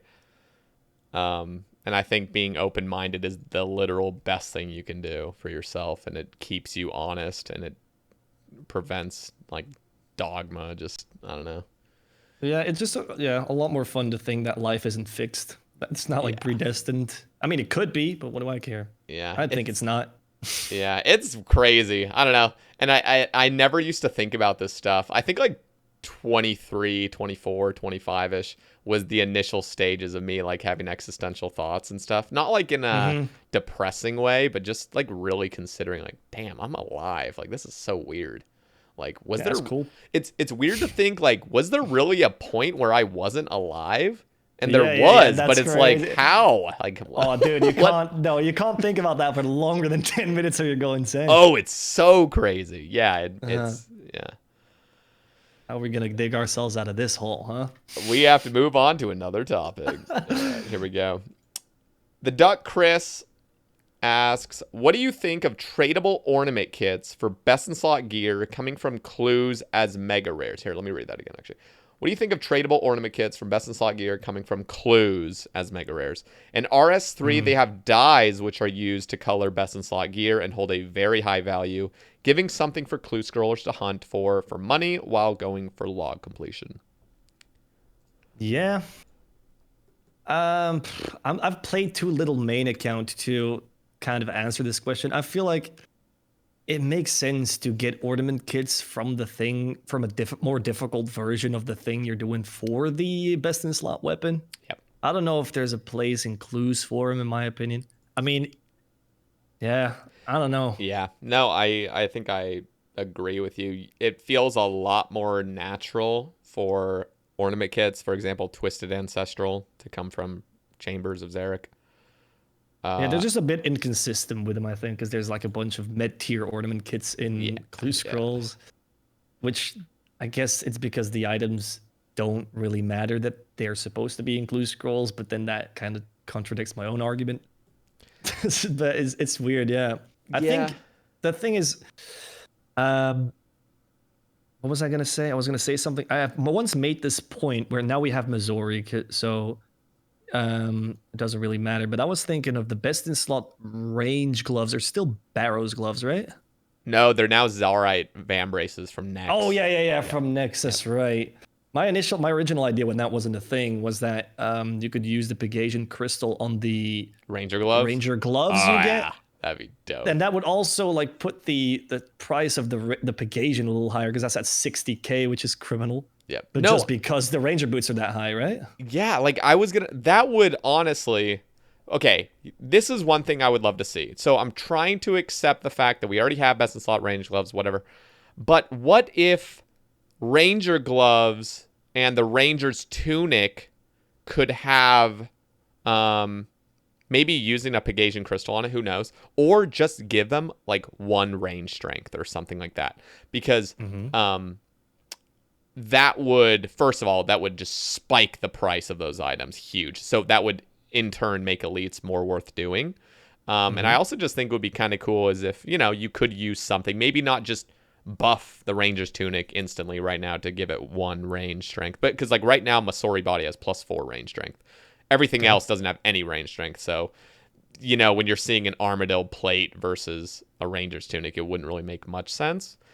But I don't know. Like, there could be some cool stuff they could do with that. Just adding, Pegasian crystals to these things. Or maybe, like, just certain ornament kits that give those pure items, like those pure ranging items, some actual use and stuff, and buff their price. That is kind of a cool idea, though. It's kind of weird now because you get the Ranger boots, you're mega excited, and you get the Ranger tunic or the Ranger gloves, and you're not supposed to be excited. Yeah, it sucks, man. It sucks because you think it's like, yes, but then, and also like just the price of a Pegasian crystal pisses me off, and it's just that low because Ranger boots are that expensive. Yeah. And there's more Pegasians coming into the game than Ranger boots. So if you give that another use, put it on one of the tunic or gloves, got a little bit of that problem fixed, I guess. Yeah, I don't know. Also, Ranger boots are incredibly overpriced. They're just overpriced because it's such a legendary item, right? Because most of the time I use ancient boots or like Blessed-eyed boots. Oh, yeah. I mean, it's just simply the fact that they are a component to best in slot boots. I guess. Yeah. Like, and the best in slot boots suck. I mean, they're not even that great. There's like what, +12 range over like D-hide boots, which are like +8 or +9 or something. Yeah, exactly. Like, it's literally no difference. It's just the fact that Rangers do take a long time to get, which just makes their prices up there. Yeah, just a supply thing, I guess. Yeah. And also just the esteemed name of Ranger boots, I guess. And Ranger boots themselves look fucking phenomenal. They look so good. I love those. Yeah, kind of true. They're super basic, but they're beautiful in their simplicity, I guess. Yeah, that's it. But what do you think of... So what do they do in RS3 with dyes? I've heard about... I've never played RS3, but I have no idea. Okay. I've only played mid game. Okay. And then I've just stood at divination pools. It's the only thing I've been doing. I guess like I know the dyes are like over bills on RS3, but RS3 is also more a fashion escape oriented game, I think, in general. Like people pay money to look rich when they're just wearing bronze armor because you can just overlay anything over any armor, I think, on that game. I'm pretty sure. So you can that's look weird. rich. That's weird. At least with this suggestion, you have to grind something to get it, I guess. So that's a flex on its own. I'm trying to think. Okay, so best in slot melee armor is now Torva. And there is no like challenge mode next or anything as of right now. Let's say it's like a dark red and black dye from Monster Clues. And it only works on Torva. And I mean, I think it'd look really dope. Does it have a place in clues? It has a place in clues more than Nex, I would say. Yeah, no, I would say like, okay, don't add to Raid's gear, but for Nex, I can definitely see some Torva kits coming out through clue scrolls, maybe masters or maybe even masters and elites, but make it from elites slightly more rare. Just so elites have some sort of fucking purpose. The Gold Sword ornament kits are already in Master Clues. Yeah. No, that's a good shout. Yeah. I got one from a Lucky Imp, by the way. It's apparently 1 in 16,000. A Bando's Gold Sword ornament kit from a Lucky Imp. That's like what we call in my stream trails luck. Like I've rolled rare drop table mega rare drop table 5 times and only got 1 gilded blade body, and the rest was potions and battle staves. And then I get a 1 in 16,000 from a Lucky Imp. That's dude. super. I think I've had the battle staves 3 times from elites, and every single time I miss it, and then somebody has to call it out, like, dude, you just got 100 battle saves. I'm like, you just like you're not looking at that, Like it's different when it's potions, but it's like battle saves, like you miss it.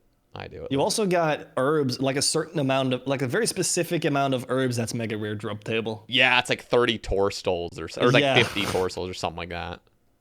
Yeah, I've had that and completely missed it. Yeah. Oh god. Have you ever had a cabbage? Or like 3 cabbages? So. Or what is it? I don't know. It's like I think it's 1 to 3 or something. I don't think so. I'm still waiting for the day I get third age, man. That's gonna be a beautiful day. I was super excited about my gilded blade body. It's probably one of the best gilded items. Yeah. The gilded chain's the best. I'd recently got that as my latest piece.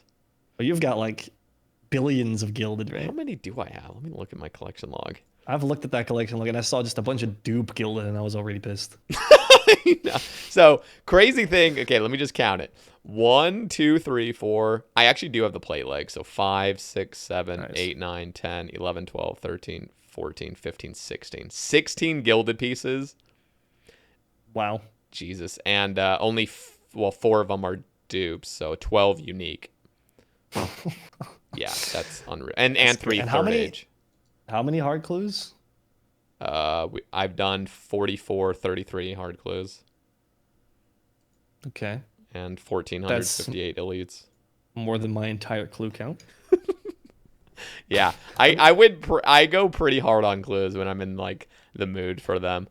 And I think part of the reason I am so obsessed with clues is because my luck is just on point when it comes to like those mega rares. And I even have a bloodhound early. It was one of the first streams I watched of you when you were just camping those wildy green dragons. Yes. Doing a shitload of clues. Those are some good times, man. I recently hit 600 hard. Thumbs up. Let's fucking go.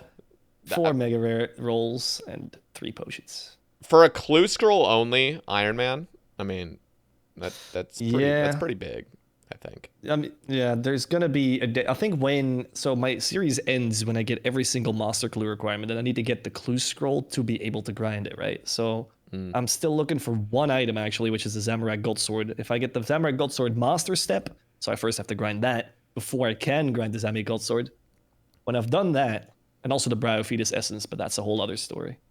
When I get that step and I finally get the Zamorak Gold Sword, and I can do that step, then my account is kind of finished. So after that, I'm thinking of making some kind of clue scroll completionist series where I'm literally just banging out clues the same way you do. Yes. Try and get some, I don't know, best in slots or something, just to grind clues faster and then just do massive openings and then go in for that Bloodhound. Dude, I really want them to come out with some new clue metas for Ironman. I feel like we've been in this certain state for so long. It's like mediums is Puro, has been for like 7 years now. Mm-hmm. Hards is jellies. It's been that way since Catacombs ever came out. That's just the fastest way to get them. And elites, it's Sarachnis. I mean, Sarachnis technically is hards as well, and masters. Yeah. It's just like, and Sarachnis has been out for over 3 years now. Like, can we get some change up? Really? Yeah, Holy over crap. 3 years. Because I was about to say Sarachnis, that's relatively new, but never mind. Yeah, over 3 years now. And I'm just like, can we just get some new like metas for clues, like just switch things up? I think after 3 years, especially after 7 years, dude, I get so butthurt that Piro is still the meta. Oh, listen to this idea. What do you think? I've already heard it. You already heard it, right? I'm gonna get the Hootie thing. Yes. Just get rid of the fucking hay in Piro, as long as you have the elite Lumbridge diary. I said it on stream today because I agree with it that much. Yes. Makes a lot of sense. So another layer of Piro, Lumbridge elite diary, no wheat. No wheat. You just run around freely. You're not getting a headache from just pushing through wheat and having the fucking implings run everywhere. Like, dude, that would solve it, honestly. You could just keep the meta Piro, because then that would actually be like enjoyable. Just running around freely. Oh my god, I can't even imagine. I don't know if you've ever like entered Piro much with the crop fields when you get the farmer's affinity bonus. Yes, I do that actually occasionally. When I'm stacking up eclectics for like an hour, I'll usually just find the wheat field like twice and get the half hour. Yeah. It is nice. I think it is. They can do it with like a more time. They can add and do that for an hour. Just do it until you log out. Right? Just fucking do it for legit. 6 hours. Or just do it permanently. Until like, let me get it permanently, man. Yeah. True. Yeah. Or like a potion that gives you farmer's affinity. Yeah. Or just get rid of the wheat fields. Yeah. Or just make the farmer's affinity pushing through it. You know what? Just the standard. I might have said it on the Hootie cast, but what if you had to also have like 99 fire making to burn down the wheat? Oh, yeah. So fire making now has a point, and Lumbridge Elite now has a point to do it, and, you know, just burning the whole fucking place down would be kind of fun as well. Or like, a quest that you need 90 fire making for, and then it burns the entire thing down on the quest. Yes. Cool little cutscene. Yes. Down. Fairy Tales Part 3, let's go. What do you think of a clue scroll guild? Oof. Have you ever thought of that? Do you have any ideas for it, if you thought? I recently got linked, I think Tedious linked it to me. Someone made a system where it was about stackable clues and stuff, but where the whole Watson ranking system is like kind of scuffed with the amount of clues. It's hella scuffed. It makes no fucking sense. It's just, you can do 10,000 beginner clues and be, or 4,000 beginner clues and be the highest rank or something, right? Yeah, like it's like a legend or something. Yeah, he made some points. So every clue has a point, and then you have to have, like, a beginner gives 1, easy gives 2, etc. And then you have to have a certain amount of points to get that rank. So that would work in like some kind of clue guild. I think it's cool. I really want to see like a clue scroll guild. Who knows? Maybe it could even be like, well, my initial suggestion was to have it in Varlamore, which is like the new place that is going to be like connected south to Zaya. That would be kind of cool. But it could also just be like close to Watson's house or something like that. But in his basement.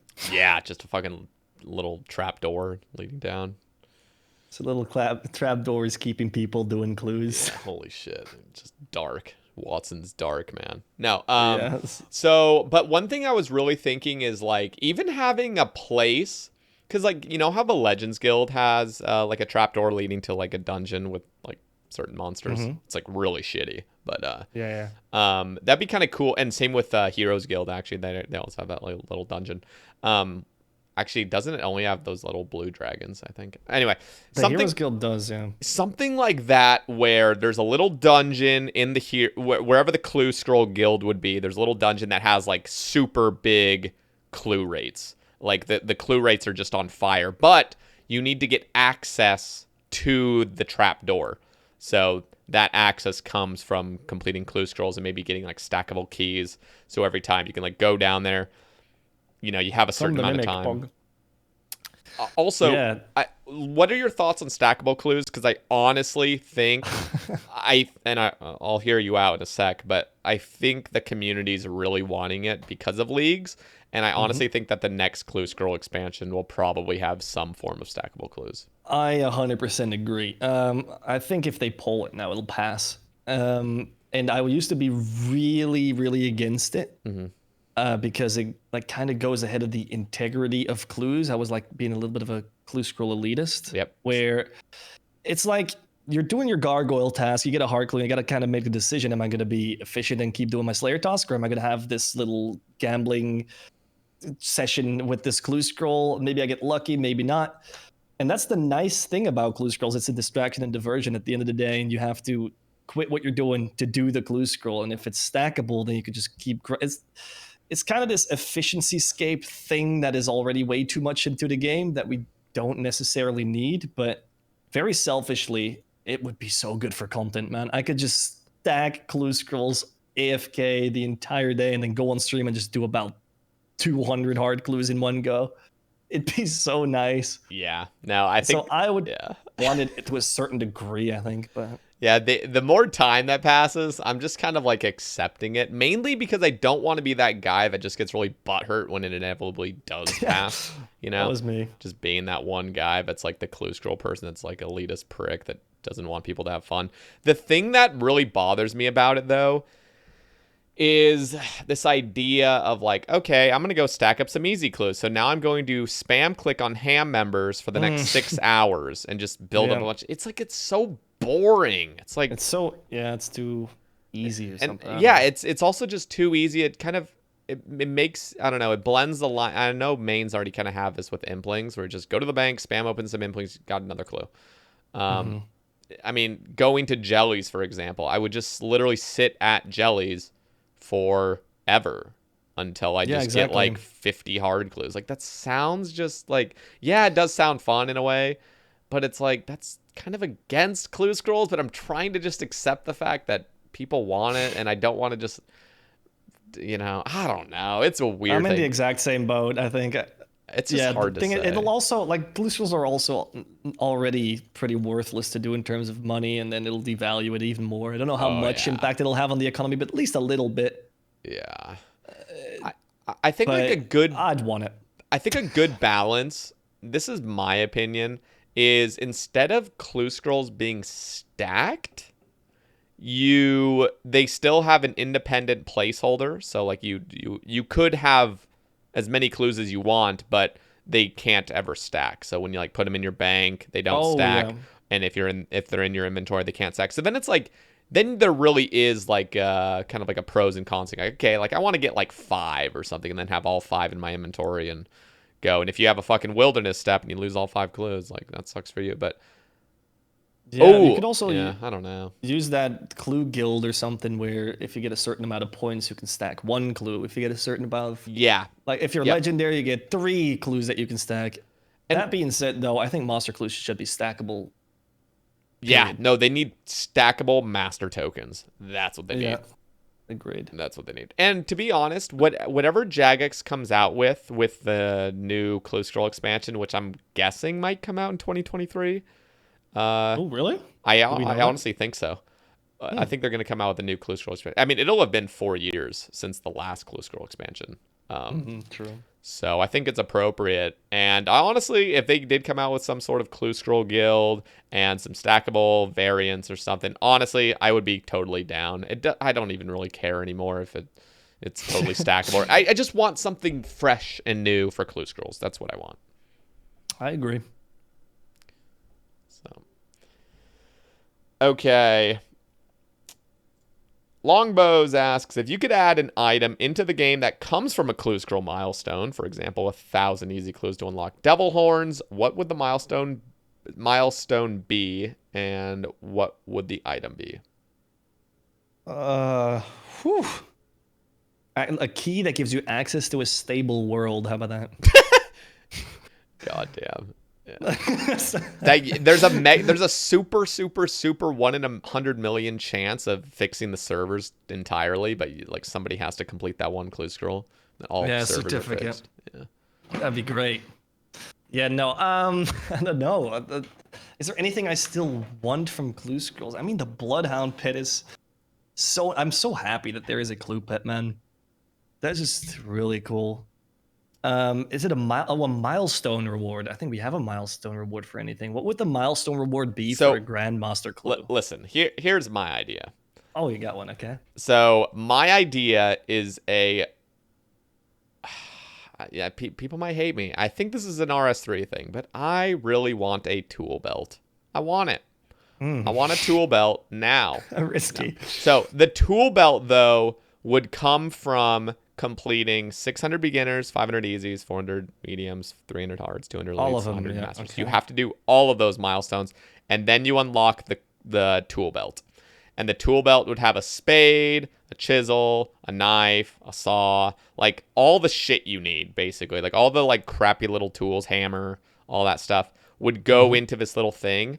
And there would obviously be some options, so you could just like, I don't really know how it would work. I don't really even want to talk about it because Jagex would have to figure that shit out. But I want a tool belt, man, and I want it to go in the blessing slot too. Like that would be really cool as well. Okay. Yeah, true. I was thinking it was just going to sit in your inventory and just going to hold everything, and you still have to take it out, just like the tackle box or something. But yeah, I mean, yeah, it's kind of tough because, like, I don't know how exactly it would all work out, but I think that would just be a super impactful. It's not necessary because we're already not using a tool belt and we're all fine without it. But like, if it was added, that would definitely be a huge incentive to go do some Clue Scrolls, and I think it'd be really nice to just carry around with you. It's an extra nice end game thing for a maxed account to do, I guess. Yes. Oh, the other thing that would be cool is if I don't know, like maybe like your Bloodhound could like act as your shovel. Could also do just a milestone reward with the same milestones that you said, and then have a Bloodhound dust that turns into a mimic, as you said. That has to be a thing. I don't know why it isn't already. Like it already drops a mahogany plank. Just have a chance of dropping dust. True. There is a mimic pet. The Clue Scroll pet in RS3 is a mimic, I think. Really? So yeah, I'll look it up. But they have a mimic the same way as OSRS has a mimic boss. RuneScape 3 has one, and I think it has a pet, or it is their Bloodhound pet. Correct me if I'm wrong. Just not comments, but it looks sick on RS3. I'm actually sure that there is a mimic pet in RS3. And that's maybe the reason why, if they start polling, I got a link to you, another disgusting Google link, but if they poll it, then people are going to be like, mimic pet, that's in RS3. Downvote it. Damn, I did not know that. So what does it do? How does it follow you? Does it fucking like wobble? I think it wobbles, yeah. I think it's got a tongue and everything like the mimic. It's closed on that picture though, but the OSRS mimic like actually has like some fucking octopus tentacles and shit. Yeah, it looks sick. This one just looks like a chest, just sitting there. Interesting. The mimic is a cool boss. However, I am really bad at gameplay in small areas. I get I mess up. Yeah, well, like with Olm and stuff, you got all the place you want to move, but with the Mimic, I'm constantly running into that guy, even though it's really not that difficult. Dude. I mean, you with your Mags gear is just like a 12-second kill. Yeah, I'm still tridenting and kiting around the room. Dude, I got a what's it called? Shadow of Tumakin. Like 2 days ago or something. So, you know how like Mage is super good against Mimic? I'm so fucking pumped to use that Shadow against the Mimic whenever I get it. Is it going to be better than the double claw and then probably Great X? I mean, you'd probably still double claw and then just go into your Shadow, but like it's so unnecessary because the fight literally takes 15 seconds. But it's so like, dude, that Shadow is fucking busted, man. It is so good. It is so good. You could also spoon like on a somewhat early game account. You could get carried to it, and it's a beautiful leveling thing too. I mean, imagine doing your first Zulrah with that. Bruh, I was doing some Zulrah with it. And first of all, there's a problem. Can we just fucking can we get rid of the damage cap just everywhere? Oh yeah, that's Why right. is there That is a thing. Why is there still a damage cap? Just get rid of that shit. Who cares if we can kill Zora in 40 seconds rather than like a minute on average, like with a Tebow? I guess Because Tebow was the comedy. reason they got the damage cap. Yeah. Because Tebow was just I remember that. demolishing it. But it's like, dude, that's the point of a Tebow. Zora's like so old now. Who cares if people do it faster? I don't know. That's my opinion. I guess it's just the economy. Mains or Yeah, whatever. I mean, it's just like, I don't know. I just hate damage caps. We've been playing Iron Man for too long, I think. Yeah, I recently maybe. made a new main account for one video because I wanted to see, like, the idea was I bombed it up, and on a fresh account, can I make that bomb back before it runs out? Like a Ooh, bit of a casual video. Made me realize the price of things, man. The shit I drop on my Iron Man, where I was like, on that account, I was like, dude, I would have loved to have like that 200k stupid item that I dropped. Like, for example, when you're killing Sire, you get these amulets of chemistry or whatever they're called. Oh, binding necklaces. Binding necklaces, Yep. yeah. I had like 1,000 of those, and they're worth pretty like a good amount. Yeah. And I always just dropped them. Shit. They make you realize how much stuff is worth, I guess. Yeah. No, it really is weird. Like the progression of playing an Iron Man account. Initially, you pick up every single thing on the ground.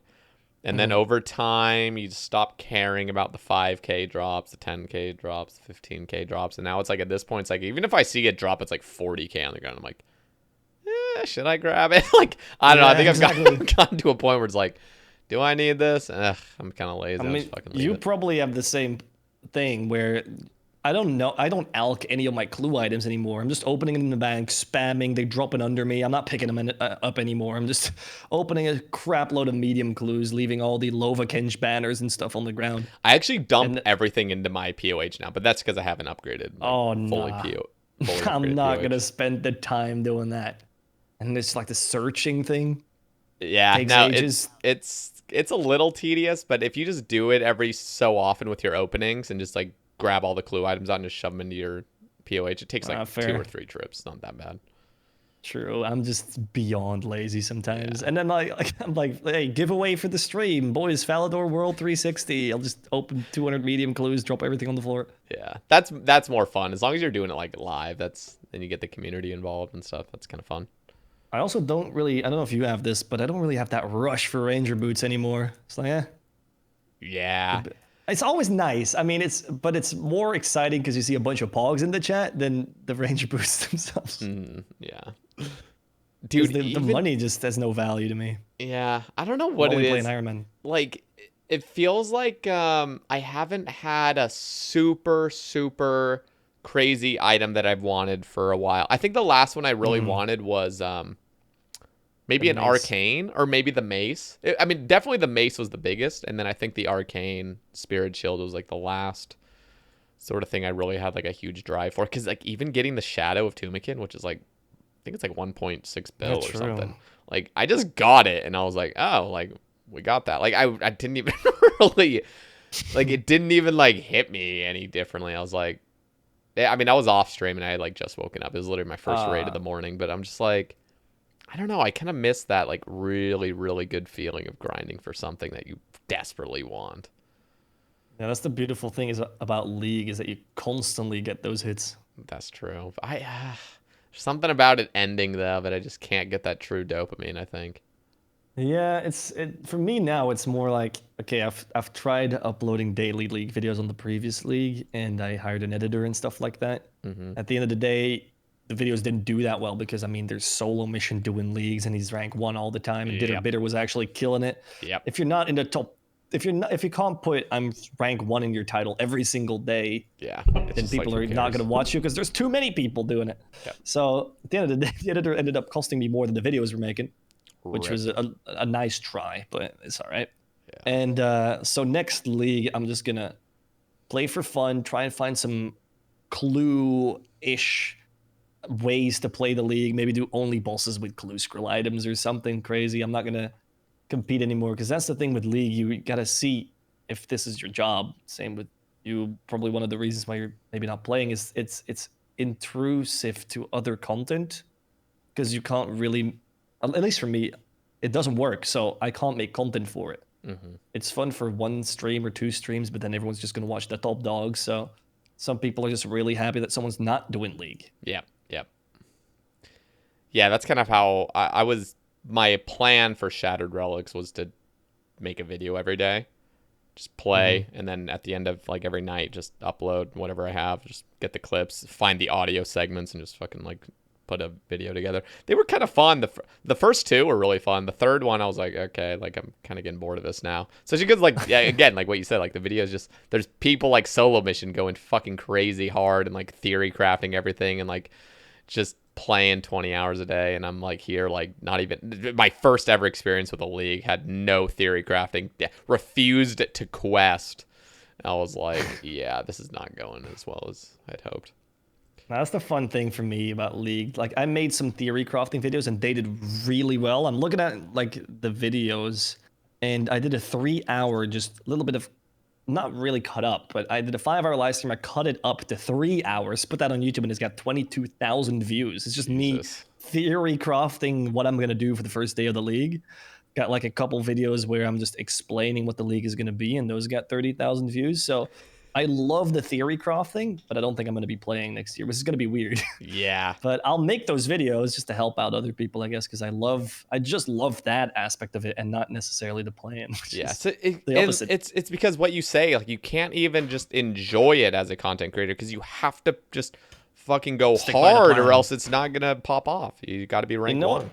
What I did on Trailblazer is, yeah, you're right. What I did on Trailblazer was I made, I was ranked 17 around there for like the first 3 weeks because I had such a good plan. Also, people didn't really know how to play a League yet because people came out of Twisted League or didn't play Twisted League, so it was their first League. So it was a little easier to compete on Trailblazer. But I had a plan for the first 2 days. I finished that within the first 6 hours, I think. So it was going so hard. And then I did an AFK task, put Notepad++ open, and then made a new plan, and then followed that step by step the next day. Plan was done, get the woodcutting 75 magic logs or something was in a task, and then I'd make the next plan, and then that for 3 weeks straight. It's, to me, that's enjoyable, but not if you're just leaving, like you're abandoning your YouTube channel or whatever for it. Yeah. I gotta say, I mean, I've given enough credit to Solo Mission, but he is a never enough beast. Credit, dude. He is That guy's the best player in the game. He is Legit. so good. Like he's a phenomenal content creator, and somehow him, out of people that are not content creators, can still maintain rank 1 for a while on like leagues and shit, and just like anything that comes out, he's like always ahead of the game, always in a good mood, always. It doesn't make sense. It's weird. You know what pisses me off? he makes like, for reference, in Trailblazer League, I was doing that whole plan thing, and he had somewhat the same plan. So I ran into him, and it was always like a couple total levels above me, and I had no idea how he was doing that. And the thing that pisses me off is then when you watch his video, he's so casual about it. I know. It looks like he's barely doing anything. He's just like, oh, I didn't make a plan. I'm just going. It's like, dude, no, man. There's no way you're just pulling. Like, you're not pulling this out of your ass. You have a plan. You're not freestyling this shit. There's no way. I'm sitting here with a notepad of like 15 pages, and you're just saying you're freestyling the entire thing. No shot. Oh my god, dude. But yeah, he's God. Oh yeah, he deserves what like he's gotten from his YouTube channel. Did you see, by the way, the new Crack the Clue thing that's coming out with Wooks? Videos on that. I'm excited. Bruh. I've never followed the other two. I don't know if you did. No, I didn't really. Mainly because Wooks was going to solve it. But now Wooks is the one that created it. So I'm like, oh, shit. But did you see Matt K responded to it? So the creator of the other two is like, challenge accepted. So he's going to help us now. Yeah. It's so cool. It's like Battle of the Titans. I'm just going to I'm just going to watch it, like help out with some of the RS knowledge of like places in game that I know, but I'm gonna just try and compile it and throw it on my YouTube channel and explain it to people that don't like participate. That's a great idea for a video. I mean, I'm interested in just seeing the theory crafting. Watching Wooks' streams years ago of him trying to solve shit and like having that program up where he's like highlight like transparency, like with the clues overlapping in different angles. I'm like, what the fuck? Like, it's awesome. That scares me though, because that means like a casual person could probably not solve it. You need like his programming skills almost, which is unfortunate kind of but otherwise it would be solved too quickly, so I get it. Yeah, it's got to be something crazy. But it's just sitting on the sidelines and watching the professionals do it kind of. Yeah, and I think that's honestly the best way to go about it, is making it so difficult where one singular individual couldn't solve it. It would have to be done through steps and steps of people getting little steps like, oh, this is it. And then this is it. This is it. It's like a whole community's involved.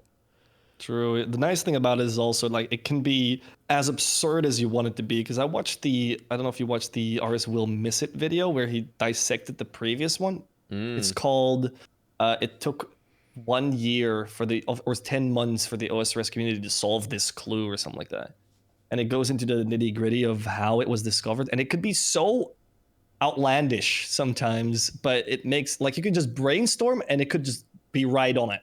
Yeah. But it's so out of the box sometimes. I love that. Yeah. I'm excited. I love shit like that. Gets me. I wanted to organize one for my clan for ages now, but I haven't gotten around to doing that. Okay. I love this question by Zout. God. He asks, if you could fight any RuneScape NPC monster in real life, who or what would it be? And why would it be Hellhounds? Oh, man. Fuck Hellhounds, dude. Is that because it killed you? Or Cerberus every killed single you? account. On every single account. My only trails, I don't know if you watched the early YouTube videos, but my I was hardcore for the first episode. On the second episode, I died to a Hellhound. I lost my hardcore status. Because I was walking in the wilderness picking up steel plate buddies, and I walked past the Hellhounds and died. God. And then on my hardcore, I died a bigger Hellhound, Cerberus. So it's like kind of the running joke that now that I'm making a new hardcore, or whatever account I make, they're like, I was going to die to a Hellhound anyway. Mm-hmm. I think so. To answer this question, like, I'm like really thinking. This is gonna be kind of graphic, a little bit disturbing to my listeners. The gnome child. No. It is whipping with an abyssal whip a Bloodveld.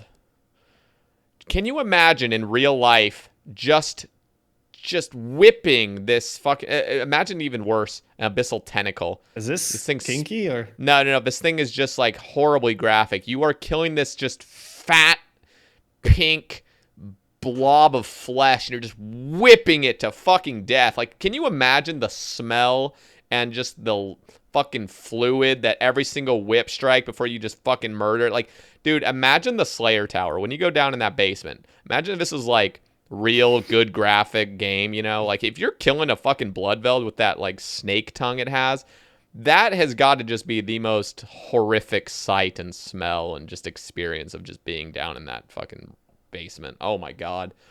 Yeah. So if I'd want to kill something, I think it would just be that, just to like have that. I've linked you the RS3 Bloodveld. But so you want to whip a dummy thick NPC. I see how it is. Dear God. No, okay, so look at this. So if anybody's listening on YouTube or watching, look at this little pink guy.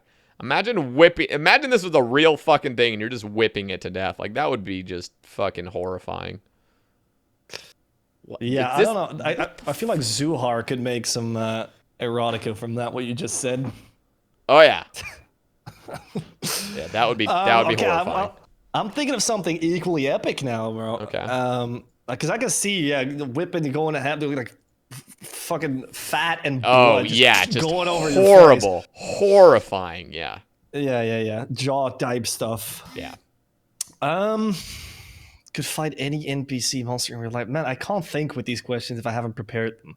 I'm really bad at this stuff. I'm bad at improvise. And now I'm stalling, which is... You know what would be actually kind of cool as well is like Fasani's Nightmare. Mainly because you can't take any damage. Well, you take like a tiny little bit here and there, but it's like basically if you're flawless, you take no damage. Like, that would be a kind of cool fight in real life. Just like... Fasani would be...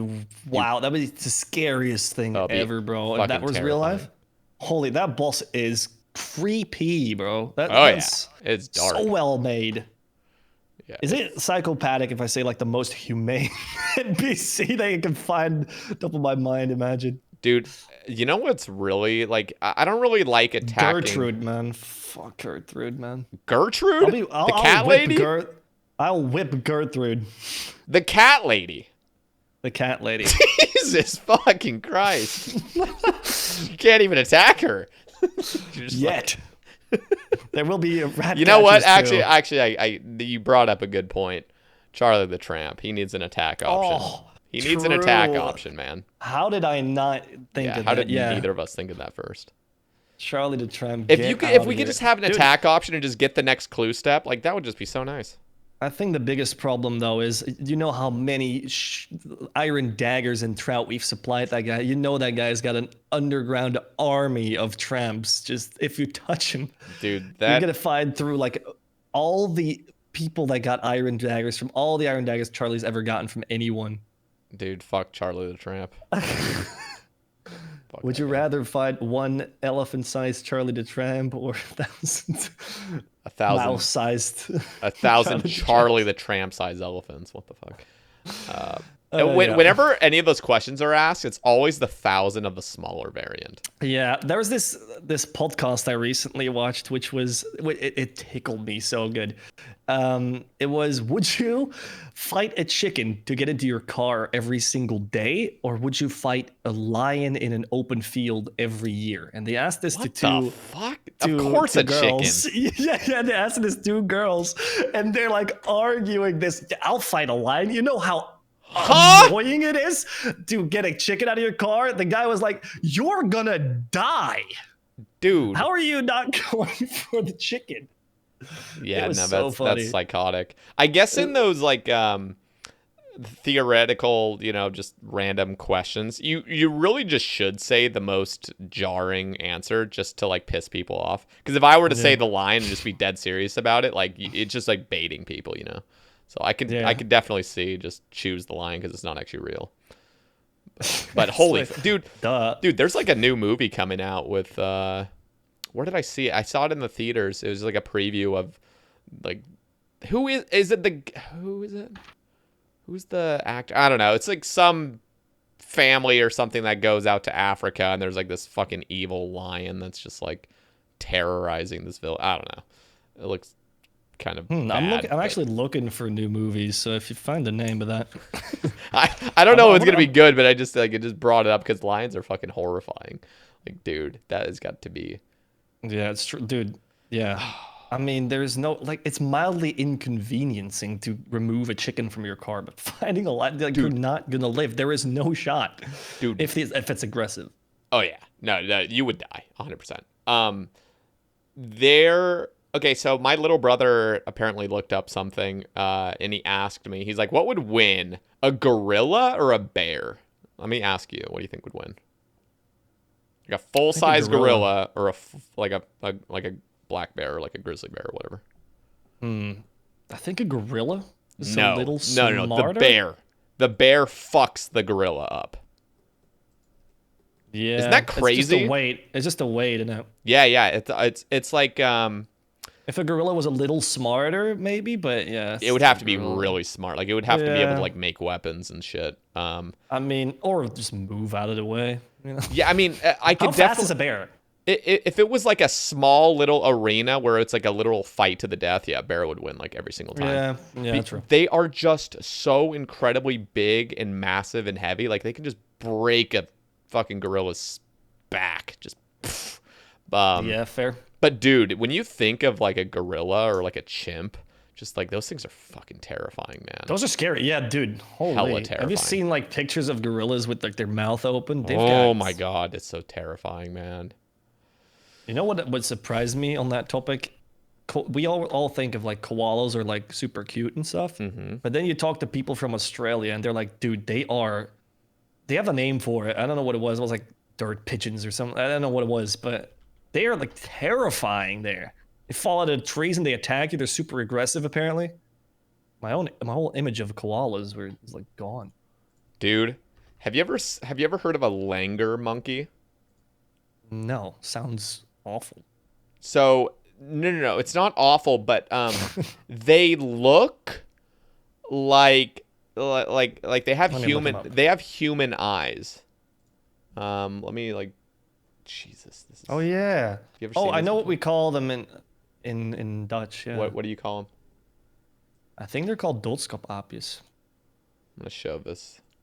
So this is not really a great picture of it because it's like in daytime, but like there's like certain videos of these monkeys that like their face looks very humanish.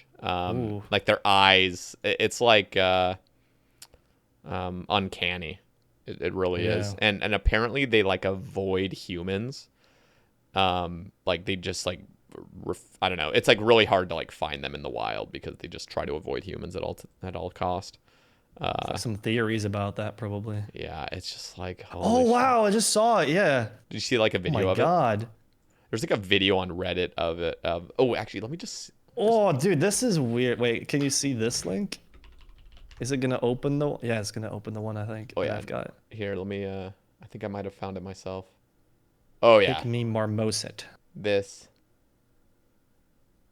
Dude, that's weird, man. Dude, it looks like it's contemplating life. Yeah, it looks so smart. It just looks like a normal like human that's wearing like a mask or something. It's like weird, furry. Man. It is. It's strange. I don't know why I even brought that. Oh, it's probably just because of the monkey thing. But I was wondering, have you ever been to the movies alone? I don't think so. I hear people talking about it so liberating and you feel so free, and I kind of want to try it. Yeah, I don't think I've ever gone to the movies alone. It's always been with like my brother or like friends or something. Yeah, same. I have this weird brain thing. I don't know if I would like that. I just feel like I'd be like kind of like uncomfortable. Yeah, like I know. I like watching movies and going to the movies. I don't know. Yeah, I can understand that it's mega relaxing. The thing with my mind is that I feel like I always want to be doing something, and if I'm in the movies for like 2 hours alone, I feel like I could be just watching it at home and playing RuneScape on the side to level my account. Yeah, or just kind of like lounging more. So it really depends on the movie theater. There's I used to live in Baltimore, Maryland, and they have a lot of Dolby theaters, which are like these just like the nicest theaters of all time, like double decker. There's like an upper floor and a lower floor, and every single person has like a huge ass massage recliner, pretty much. What? And with like just massive, and you have so much space. Like how expensive is it? It's like not even that much more. It's like a few dollars more than like a normal theater cost, and it's only for like the newer movies and stuff. It's always just for like the absolute like brand new movies that come out.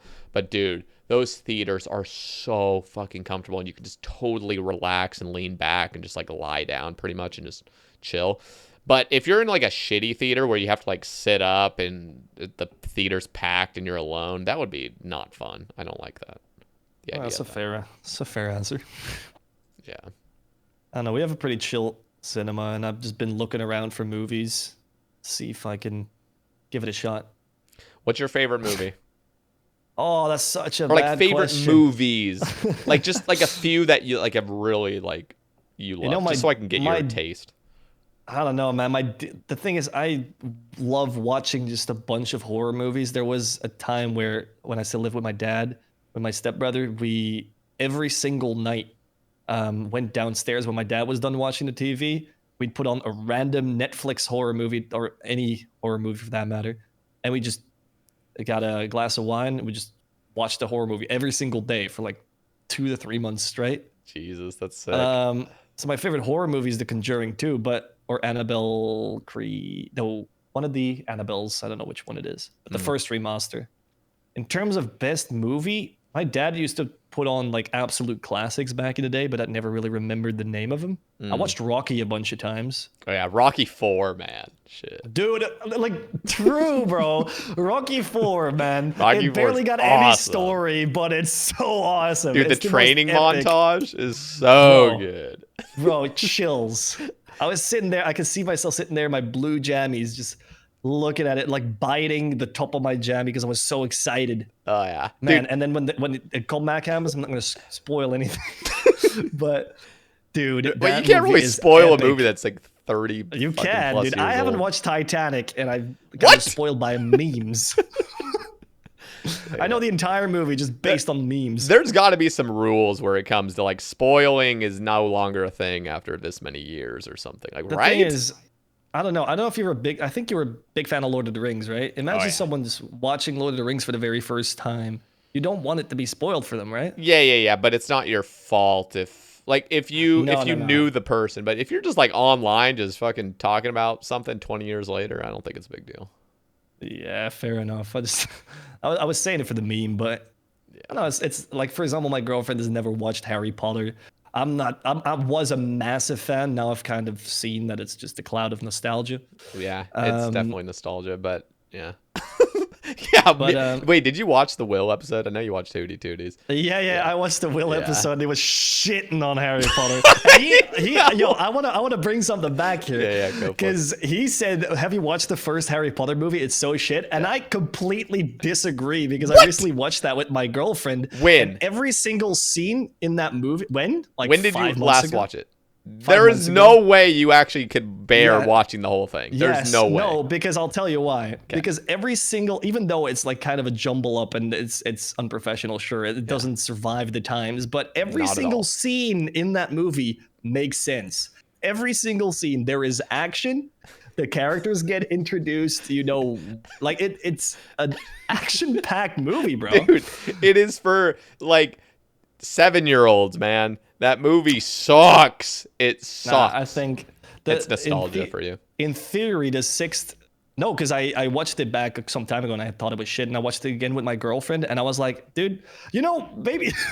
Oh shit! Now I'm gonna talk down on my girlfriend, but you said the movie was for 7-year-olds, and I was while the movie was going, I thought, hey, she's gonna understand everything about this movie. God. It makes sense. I'm like, yes, I don't have to explain anything. The movie does it for me. That is true. I mean, but it's not to say that makes a good movie. It's Fair enough. yeah. Shut up, man. Harry Potter's awesome. Yeah, I Expelliarmus, should bitch. I just stop talking about this. I could talk about it with Will freely, and then I think because of that conversation, now I feel like I can shit on Harry Potter, but I do forget that there is still so many people that like that was their childhood, and me shitting on it is just like I don't disrespect. care, man. I think nostalgia is overrated anyway. Same Yeah. with RuneScape elitists, man. Give me updates, make it a better MMO. I mean, did you ever watch Avatar: The Last Airbender? That No, I was cartoon? gonna. Well, I've watched it like in bits and bobs because it was on Nickelodeon, but I was thinking of rewatching the entire thing because it's apparently so deep and good. People say that, and like there's always another excuse for it. People are like, it's the greatest thing of all time. I never watched it as a kid, so I have no nostalgia attachment whatsoever. And holy shit, I watched like the first 2 episodes and I was like, this is the most boring, childish bullshit I've ever seen. And they're like, and then after I announced that, because they said it's the greatest thing from episode 1 till the end. And then as soon as I said I hated it, they're like, oh, well, it doesn't actually get good until season 2. And then I'm like, Dude, I hate like, that stop. argument. Like, I hate that argument, bro. know. The point of the pilot episode is to reel people in. How are you going to say it's going to get good after the 40th? It's the first episode's literal purpose to be the best episode. And even if it wasn't, at least if they would have just said, like, hey, just try to just push through season 1 or whatever, and then season 2 gets better. But no, they were claiming from the very beginning that it's perfect. And then, and so I knew for a fact if I did continue watching season 1 and then into season 2, then they'd be like, well, it doesn't actually get good till season 3. So just keep pushing. I'm like, fuck you. Have you watched Breaking Bad? Yes. Because they say that for Breaking Bad. I couldn't get through the second episode, but that was also like 4 years ago. Dude. So probably given. Dude. Breaking Bad. And Better Call Saul is the greatest television of all time. Well, okay. I can't say that because people, I already made that claim, and people say I need to watch The Sopranos and I need to watch The Wire. I haven't watched either of those. So they're saying those 2 shows are actually better than the Breaking Bad universe. Dude, if you can push through, man. Maybe it's a little bit boring, but dude, maybe, I don't know. Maybe it's also something of just like not... This might be ignorant on my end, but does it make sense because it's like an American movie? Like, does it grab your attention? Because like it grabs my attention because everything's very familiar. It's a very familiar, like, middle class sort of life, and it just makes sense. Because if I were watching a Breaking Bad that was based in like some European country, I probably wouldn't, like, I don't know, hit the same. Yeah, I can't really speak on that. I feel like a lot of American environments look the same to me as a European. They're the exact same. Dude, every state here, like I've lived in a bunch of different states. Everywhere in America looks the exact same. Really? Like everywhere. Like maybe like, okay, well, when I say everywhere looks the exact same, I'm talking like the cities.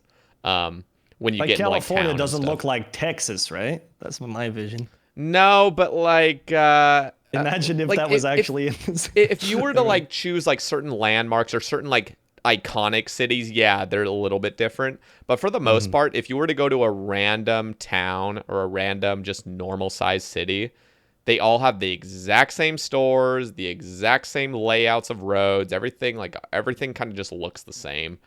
Like there's Walmarts everywhere, there's fucking McDonald's everywhere. Like just everything's very basic. I don't know, but maybe that's just what I've seen. I don't know. Maybe I don't know if this is ignorant, but maybe Europe just has, in terms of different countries, more history on like the buildings and stuff. Because we have there's so much almost more. every single building. Well, I want to say, well, in the big cities, a lot of the buildings you're gonna be in a street, and every single house will look different. Yeah, I've never been to Europe, but there is so much art and history and just so much shit going on there, where like America's just everything just seems very new.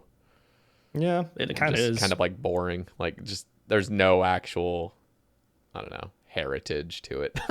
I don't know. Like, yeah, that's how I see it. But going back to Breaking Bad, great show. Better Call Saul, even better in my opinion. People say Breaking Bad's better, but I'm watching I was watching Peaky Blinders, and I loved it. The problem is I don't really have much time to watch series because I stream, edit, and go to bed basically, and then try and find some time for the girlfriend or go out for a drink. And I feel like when I'm watching a series, I gotta like really pay attention, and I can't really edit a video because I need to listen to my voice and stuff like that. But like I get really emotionally invested in series to the point where now I'm at Peaky Blinders season 3, and without spoiling anything, it gets really depressing. So I have to like take a week break off of it, and then it's really difficult for me to get back into it. Yeah, I haven't seen. My brother's seen it. He recommended me, and I watched like one episode. It's really good. Yeah, it looks good. Because initially I saw it on the TV at my brother's, but I was like on a very hungover day. I was like, what am I gonna watch? And it was Peaky Blinders, but he has already watched it. So I clicked episode 1, but it was episode 1 of season 4. So I watched the entirety of episode 1, season 4. I was like, am I missing something? Is it just an in-action type of first episode? And now I'm rewatching. I'm like, oh shit, I know who's still alive. This sucks. God damn it. But you don't have to comment on this because I know there's some people that are going to rinse you if you give an opinion about this. But Adicon, when we were playing Minecraft once, I was once saying that I'm not particularly a fan of the Marvel movies or whatever, or superhero movies in general. Just leave my opinion in the middle. But he then replied with, you're just not a movie guy, and that's fine. Dude, and it was actually like so rough, but I was like, okay. Dude, superhero movies suck nowadays. They suck now. Well, some suck nowadays. Like, and again, I think they're good action movies, but where they lack depth. Yeah, they lack depth. I mean, okay, and I've already shared my opinion many times on casts of any, like, you know, people that listen to a lot of these casts. They probably already know my opinion, but I am a very, very, very picky show and movie watcher. I'm not just a person that's like, oh, let's watch a movie. I very rarely just choose on my own to go watch something. Unless something's already playing, I'll just sit down and relax and just watch. But like, I need something that's very adult.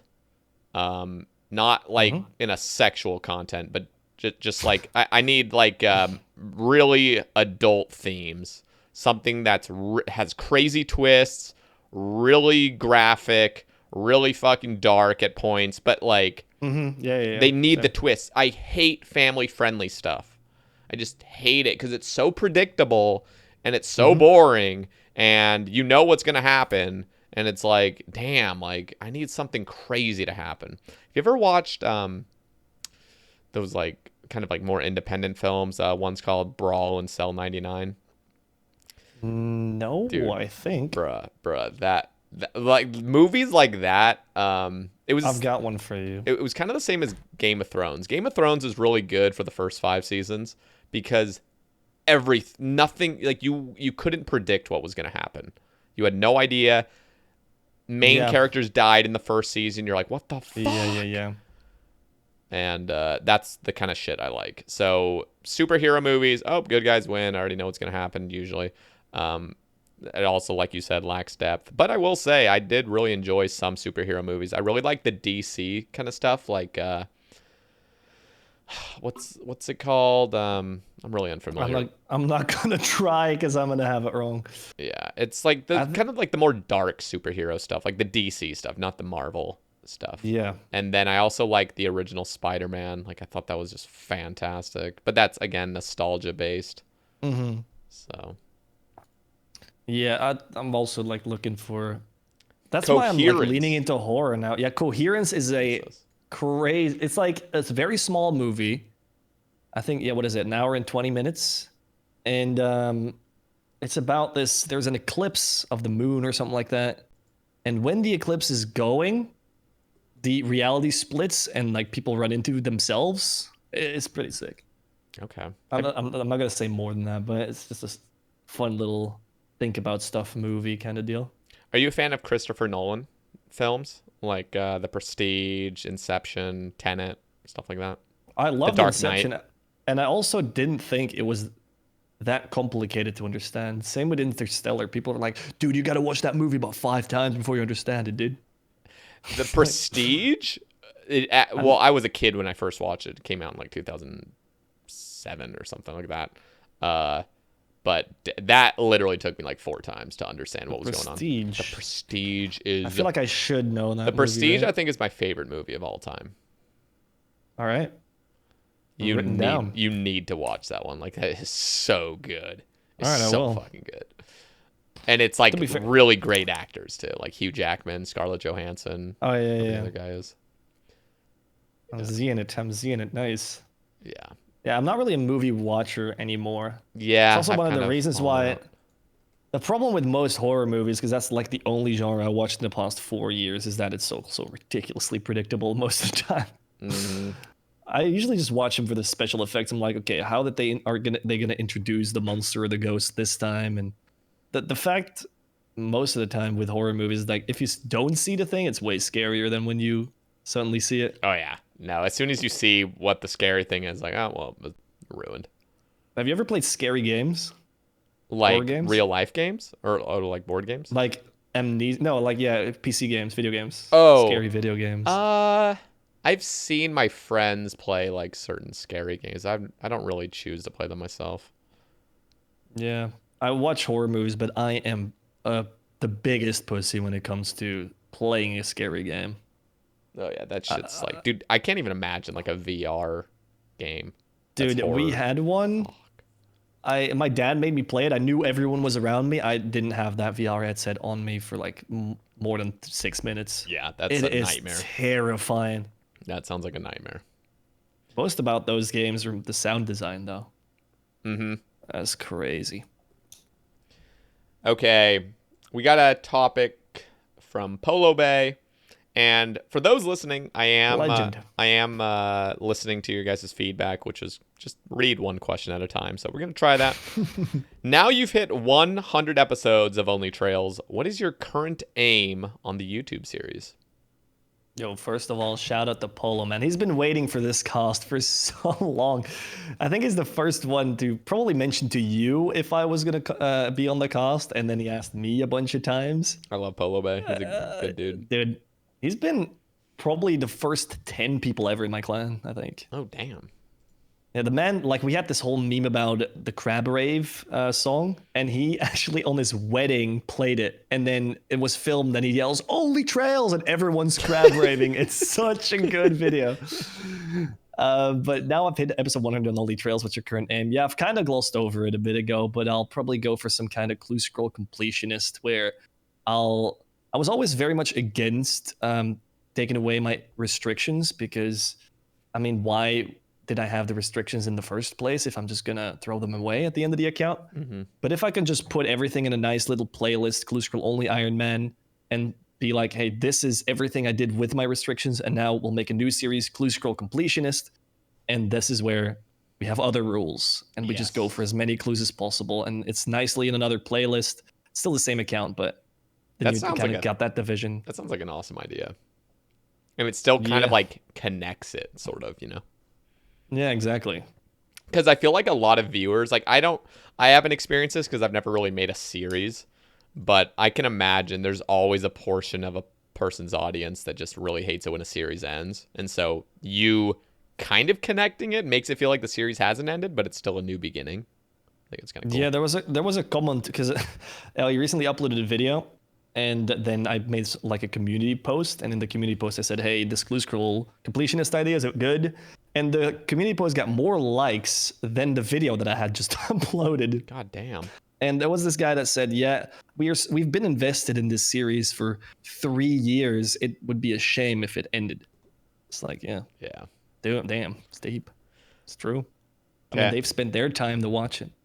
Yeah, no, I think a lot of people just get really attached to series. I think it's good to kind of continue it. Mm-hmm. You've built an incredible community in the last 3+ years. What's your highlight with the clan? What's been your highlight with the clan? There's many, man. Just the fact of the matter is, all the way at the start of this podcast, again, like I used to play RuneScape with my cousins, and we used to sit on the trampoline brainstorming of how we're going to get our first full Gothic set. And we were looking up to people making RSMVs like Lucky Bucket or Three Armed Brothers, those guys. Mm-hmm. And like it was the dream to become a famous RuneScape YouTuber and like have people follow you in game and stuff like that. And now when I'm like opening my 1000th clue or something, I can just ask the stream, "Yo, boys, we're in World 360 Fowler Park, come through," and there's like 30 people just dancing and chilling. And just really realize how many people that are just like there to watch you do your thing. Yeah. And what's even better, it's a little toxic, but with the clan, we have this thing called the anti-crashing party. And whenever someone gets crashed, it's like World 350 sand crabs, get here. And then the entire clan just hops, goes to the guy, and like everyone just starts spamming sand crabs until the person that crashed them logs. That is savage. It's so good because it's usually like the guy is also being toxic, so we'll just like repeat what they said, like, "Can you hop, dude? I was here first." Like this shit, like it's so toxic, but it's like deserved, you know? Yeah, no, that's totally deserved. I think that's fucking awesome. Yeah, so and the funny thing is, I started doing it on stream, and now they're doing it separately. So seeing like these little communities that just also continue off stream is so nice. People have legit found best friends, and people have even found love in the Twitch chat. It's crazy. The most poetic thing is that Palesith, who's massive shout out, he's doing all the command work on my stream. He's made websites for me. He's got this whole open casket thing in my stream where you can open a clue casket, and if you type !casket stats, you get your own personal collection log that you can collect in the stream chat and stuff like that. He's been my right-hand man. He was the first one ever in my CC. He created the CC basically because I wasn't planning on using it. And he has now found his girlfriend in my chat, which is crazy. Jeez. They also kept it hidden for 8 months from everyone until so she's from America. I'm not going to leak too much, but she was there, and he called me, and I was like, "Hey," and then suddenly I hear like a voice in the background. I'm like, "No fucking way. You kept this hidden for 8 months." So she flew all the way over. It's crazy, man. That is fucking nuts. Dude, yeah. No, whenever I hear of any sort of like actual meetup with like dating and stuff from RuneScape, it just blows my mind. But first of all, because I learned from a very young age that there's no girls on the internet. So when all of a sudden there's a girl on the internet, it's like, what? Yeah. So that alone is the most crazy part. But yeah, no, it's you know what's funny is like, you know how Jagex, like way back, I don't know when you first started playing, but I started playing in like 2004. And like there was always these little like forum posts that was like, "This is not a dating site, don't like e-date." And then like with their 15-year anniversary video or whatever they made, they're saying, or maybe it was when was it? It must have been 2016 or something. Whatever the 15-year anniversary video they made is like, there's like a whole section of like these RS3 players that fell in love and got married and stuff, and I'm like, this is not a dating site, man. Go back to your roots. No, but good times. Nowadays everyone's a goddamn adult. We're not all like 7 years old anymore. Yeah, it's actually, it's nice coming from making content for 9 to 14-year-olds, making content for well, 25-year-olds or 30-year-olds, something. yeah. It's so chill, man. It's so much nicer. You don't have to be like, I'm still 2 times as engaging and excited as I am in like real life or on the podcast or something, but it's not 10 times anymore. I can kind of chill. Yeah. It's nice. Also, it's a running joke on my channel to say, well, like, hello, 99% boys and 1% girls or whatever, 0.8% girls, whatever the stat is. I have like I have 0.1% of my YouTube audience that's 65 years old or plus. Wait, let me check that. There's I just think like it's more for me. it must just be like 1 or 2 people that are just like on their deathbeds, Audience. just fucking watching my stuff. Last 90 days. Let's see this. Where do you even see that? Audience. There you audience. go. I've got, hold your horses. Okay. 0.3%. Damn, 65 plus, 0.3. 65 plus. I've got less people between 55 and 64 watching than 65 plus. Jesus.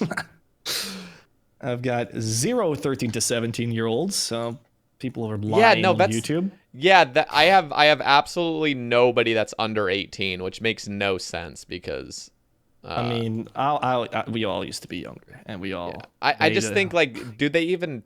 I just don't think they track kids. I just don't think it's like even appropriate. So it's got like YouTube Kids, right? Maybe. Yeah, maybe like in that it would show age range, but if you're just your content's not for kids, then it's just not even gonna show any percentage of it.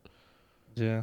That's what I think. Because there's no way 0 people under 18 have ever seen my content. It just makes no sense. But it always no said shot. 0.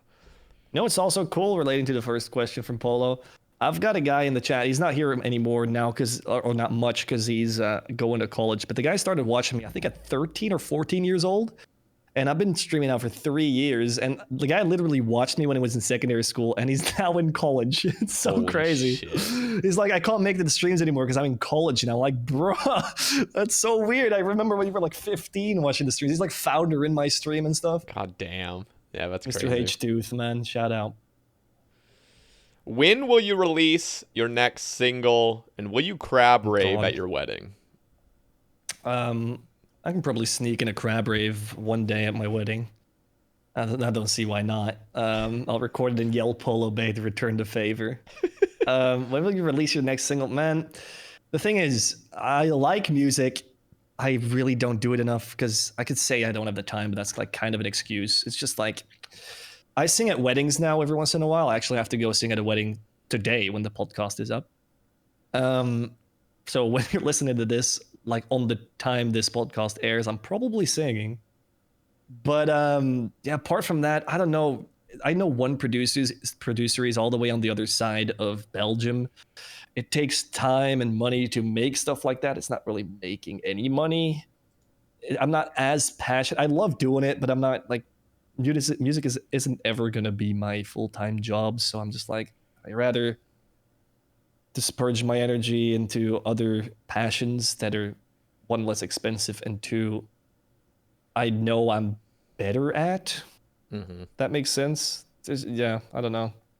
I'd love to make another single if there's ever a producer that lives next door and I just find the time. Then I have about 25 songs written. Wow. So I could make an album, but that's crazy, dude. I can't produce, man. Weren't you gonna get into producing? But you're gonna make techno stuff, right? Yeah, I wanted to get into like just learning how to compose. Just basically, I wanted to go to school for like learning music theory very, very deeply. And it was just like, it wasn't what I really imagined. I don't know. So I just kind of burned out from it, especially with how much competition there is just in the music field. It's nuts. And breaking down the theory kind of loses the magic of it or something, right? Like it kind of does. It was just so foreign to me. Like some of the concepts, like a lot of the basics I already had down, you know? But then when it starts getting into other things, I was like, holy shit, like this is unlike any other like pursuit of knowledge. I don't know. It's just like so different than like math or science or something. It's just so different. And it was a little bit confusing for me. I probably could have just pushed through it, but I don't know. Do you still play an instrument or not? I was always more of a singer. I played clarinet for a couple years when I was like really young. But That requires knowledge of notes. yeah, and like I had learned some songs on the piano, just basic songs, but like a lot of it was just like being able to sight read with my voice and like sing it and stuff like There's that. so many content creators that are musicians, man. It's crazy. I think it just has to do with something with creativity, like just Yeah, people true. that love like book smarts and then people that love like arts and stuff. I think most content creators were never let me try to phrase this. I feel like the majority of content creators were not super like brainiacs in school. I feel like they were more of like the slackers or creative type. I don't know, maybe that's just my like take on it. I usually think like the creative people are usually the most lazy, like when it comes to Yeah, I think it's just it needed like another type of smarts, I guess. yeah, it's 'Cause just like I breezed through school, but that made me lazy because I never had to do anything. yeah. I was extremely lazy from like elementary all the way up to high school. I got good grades, but it was just because it was so easy. Like it's just like you could just get by.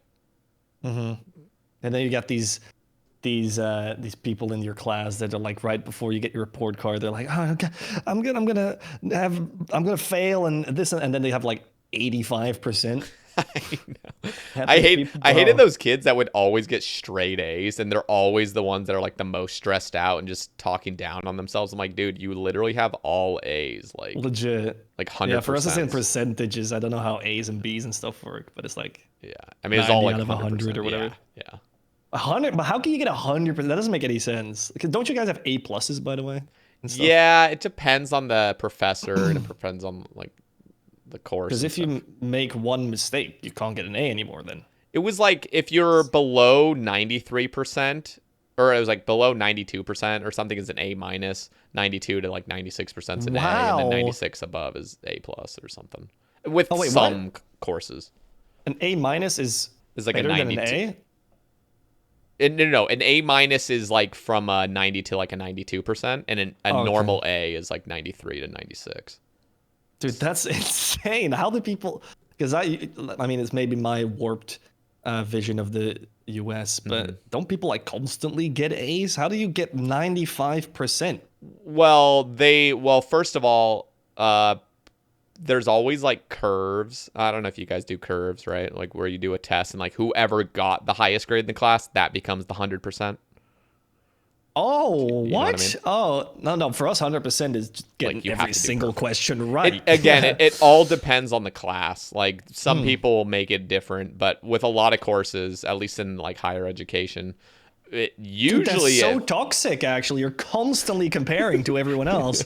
yeah. Holy crap! It's just because like it kind of like falls on the professor. So I feel like there's a little bit of like, okay, the best student in the class got an 85. Okay, clearly I missed something as a professor to teach my kids or, students this kind of stuff. So then, and I don't really know if like in like higher up universities like Harvard and shit, like do that kind of stuff. But with like upper high school and like early college, yeah, we would base stuff on curves usually. That's crazy. Well, we used to have like a class median, so they would count everyone's total scores and then have like, what's it called in English? I don't know, but like the average. Oh, that's just the thing. Just have a class average, and it's kind of the same thing because my parents are always like, you just got to be above the average, and at some point, like so, the entire class average was 35 out of 100. So a massive fail. And I had 37. I mean, at that point, it's just on the teacher, of course, because how does the entire class fail? Yeah. But and my parents were like, "Oh, yeah, you're above the average." It's like, bro, I had 37. I have a fucking 37%. Dude, yeah, legit. But it's a bit toxic to just. I mean, everyone has their own capabilities and stuff like that, and that's also the thing in Belgian. Because it's different everywhere in the EU, I guess. It's in Belgian education. It's just you've got like 4 different type of schools, I guess you could say. One is more theoretical. One is more working with your hands, stuff like that. And they compare it that the theoretical one is like the best and the most difficult, when it's just for people that are better with their brains, and some people are better with their hands and stuff, and it's like kind of toxic. But I guess there's no other way to. Because I used to be why I'm so passionate about it is because I studied to become a teacher for 3 years. Damn. So yeah, it's and then I dropped out in my last year. But yeah, it's just I think every education system could use some work. To be honest, it's all pretty old. Yeah, one thing I really wish was more in like early curriculum for like kids is just really the important, at least in American curriculum, like learning about health and nutrition and exercise stuff. Like I know like PE and stuff is required usually, but like nutrition classes, I took one singular nutrition class as an elective my senior year of high school, and it was probably the class I learned the absolute most in of any class I'd ever taken. And I was like, why isn't this taught like as just like mandatory? Like it was so insightful, and it like I don't know, nutrition like goes like lifelong. Like it's like everyone eats, everyone has a body. Like not everyone's gonna go into math, and not everyone's gonna go into science, but like I don't know. That's something it's true. I don't know. It's sometimes a little too niche, and then there's too little you can actually like pick and choose. But yeah, I mean, at what age can you choose the right thing? And I would just pick the easiest one back then. Yep. I was extremely lazy like that. It's cool kind of getting older and like just going back to like my desire to like maybe go back to school or just start doing independent study. Like I do want to learn. Like I want lifelong learning. Yeah, it's really just so true what your parents say. They're like, dude, this is the best time of your life, and pick whatever you want to pick, and not like it's so true, dude. And it sucks that you just realize too late, and everyone will always realize too late. It's impossible to like make somebody do anything. Like if you just, everyone has their own journey, and you're gonna come to a point in your life where you just make some changes and stuff, but you can't ever have it forced upon you. Yeah, it's true. Okay, Rem Cave asks, what has been the most annoying clue grind you have actively done? That's so easy. There's two that come to mind. One is, well, actually three.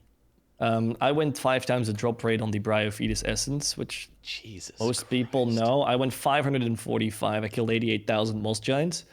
But that was so chill. Like, you just put yourself in the catacombs, you hit all the moss giants, and you just AFK. Because you couldn't stack keys back then, but it was still really nice.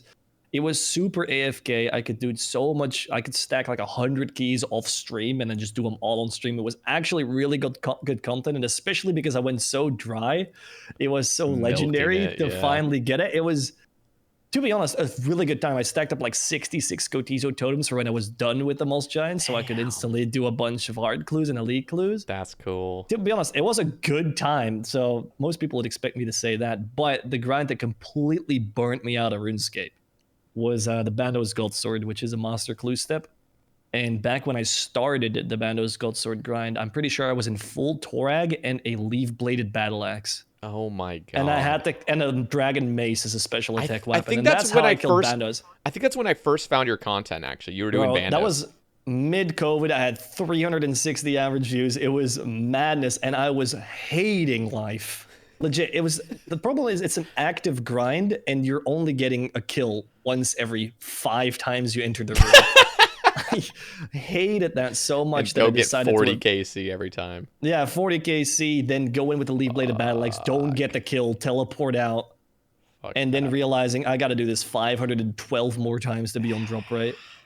And I ended up dropping the clue and being like, guys, man, I'm going to like in the POH do some crazy things to my account because I'm gonna alk myself right now because this is insane. So I dropped the clue. I think a lot of people kind of agreed on it. Usually when you make those decisions, YouTube comments are like, no, but actually people were very nice. That's good. Because they realized it was halting the video. So yeah. And then eventually I got it back, but by the time I got it back, I had the Cerberus step. English language. I had the Smoldering Stone from Cerberus for the Infernal Axe step. So I had a high Slayer level, I had a whip and stuff like that. And then it eventually went a lot better and I ended up spooning the Bando Silt. That's sick. And then the other one is the Armadillo helmet, but I think everyone hates that one. Yeah, Armadillo Helm took me like almost 1,000 kills for my first one. Wow, I got it on drop rate. Yeah, mine took about 1,000. 385. I'm like, what is my KC actually? I did get everything else first though, which is typical. I'm at 1435 KC now. I still don't have an Armadillo hilt. And I've had 3 or maybe 2, let me see. 2 or 3 Armadillo Godsword ornament kits. For some reason. Yeah. I did get Creep Head at like 1,300, which was fucking absolutely amazing. S tier pet for sure. I have 3 Armadillo Godsword ornament kits and 3 Saradomin Godsword ornament kits and none of the other ones. And I have 0 Armadillo hilts. So like, what the fuck? I should log in. Let me check. Oh no, wait. Dude, I'm logged into 2 accounts right now. Not even my Blue Scroll account. Whatever. What are your thoughts on multi-logging? Do you like it more than playing? I used to hate it. But now I found such a beautiful AFK hard clue method. Just put yourself in the middle of the Forthos dungeon, click in the middle of those temple spiders, have Ice Burst on auto retaliate, and you're just farming hard clues like crazy. That's they cost you a bunch of death runes, but they auto aggro. You just have to click at. It's literally a 10-minute minute AFK, and you're getting grubby keys and hard clues. It's so nice. So I've been doing that now with this new hardcore. I've been putting myself at Motherload Mine and stuff. But I used to not be able to do multi-log, but now it's like kind of standard. Yeah, it really just depends on the content you're doing. It's got to be, one of the accounts has got to be super AFK or else it becomes a chore. Sometimes I do 3 accounts, but I can't do that when streaming. Thoughts on grubby chest giving clue scrolls? Dude, oh, that would be so nice. Dude, that would be double the clues from the temple spiders. Dude, I would fucking love that. And like, dude... I feel like way to get clues. I feel like chests in general, even the brimstone chest, I think should give clue scrolls. Like it thematically fits. I think I've got 100 grubby keys stacked up now from those temple spiders. So yeah, please, 1 in a 20 for a hard clue. That'd be amazing. It'd be worth too. Like it wouldn't even be that OP because Sarachnis only drops a grubby key 1 in 16, and it's 1 in 320 if my calculations are correct. And the only reason why anybody would even have a problem with it would be like mains, but like you can already buy clue scrolls through Implinks. Ironman can't buy grubby keys, so like it's totally fair. I don't know, because like if the argument was we can just buy grubby keys and get free clue scrolls, like you can already do that. Temple spiders might become the meta then, which is sick. Actually, no. Keep away from my temple spiders. I'm fine doing my jellies simply. Dude, okay, here's the other thing, and I've mentioned this before, is why don't other dungeons around Zaya, like there already is, you know, like that new dungeon that has like the fire giants, hill giants, and moss giants? Yeah. That drop totems and ancient crystals. It's separate from the catacombs. They drop totems? Yeah, they do. Oh. But the Forthos dungeon is also an underground part of Zaya, and that doesn't drop totems and shit. I don't know, thematically, I think Temple Spider should also give ancient shards and ancient totem pieces. I think that giant cave shouldn't drop totems, but... It's considered part of the catacombs. And, like, dude, the Forthos dungeon literally leads into the catacombs, so, like, why doesn't... That one does too, doesn't it? Yeah, they both do. So that's why I'm confused, like, why doesn't Forthos dungeon also drop totems, like... Anything to speed up Jar of Darkness, man. God damn it. It was pulled and it failed, which is absolutely cringe. But that's the thing. Like, I think the best way to go about it is instead of like making the drop rate like 1 in 500 for it, why not just give more totems? Like, so you can keep it 1 in 2,500, whatever the fuck, but just give more totems from everything. I don't know. It'd be a bit OP though, I think. But I mean, fact of the matter is, I should have made jars untradeable, man. Yeah, and 1 in 2,500 is fucking. It doesn't make any sense that you can buy jars. And imagine like a pet is 1 in 65, and a jar is 1 in 2,500. Like who? What? Like, huh? To be fair, the Scotizo pet is too common. Yeah, but like people still go 3 times the rate for that, and like doing 100. That's a lot. That's true. That's true. Doing 200 kills is like, that's a lot of fucking time. I'm Honestly. gonna look my account up. I think I don't have that many. I think I have like billions and millions of Scoties OKC, but it might not be. Let me see. I've got 93. So yeah, no, never mind. Only one pet though.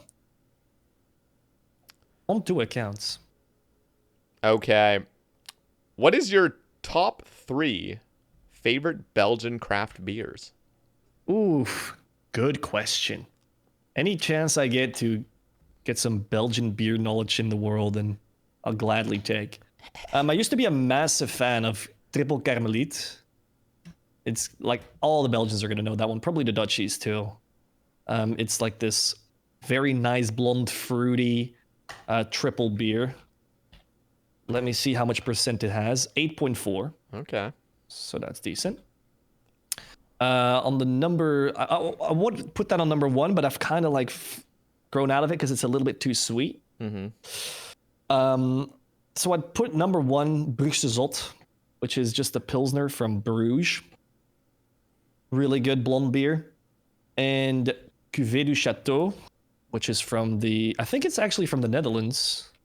That sounds French. What did you? It is, yeah. Okay. It's either from the French part of Belgium, or from the Netherlands. Oh, it's Belgian apparently. From Ingelmunster, which is in Flanders, so it's not even from the French part. But yeah, Cuvée du Château is a brown beer, and it's one of the few brown beers I really like because it's just so good. It's like an Abbey brewed Abbey brewed beer, I think. So yeah, those 3.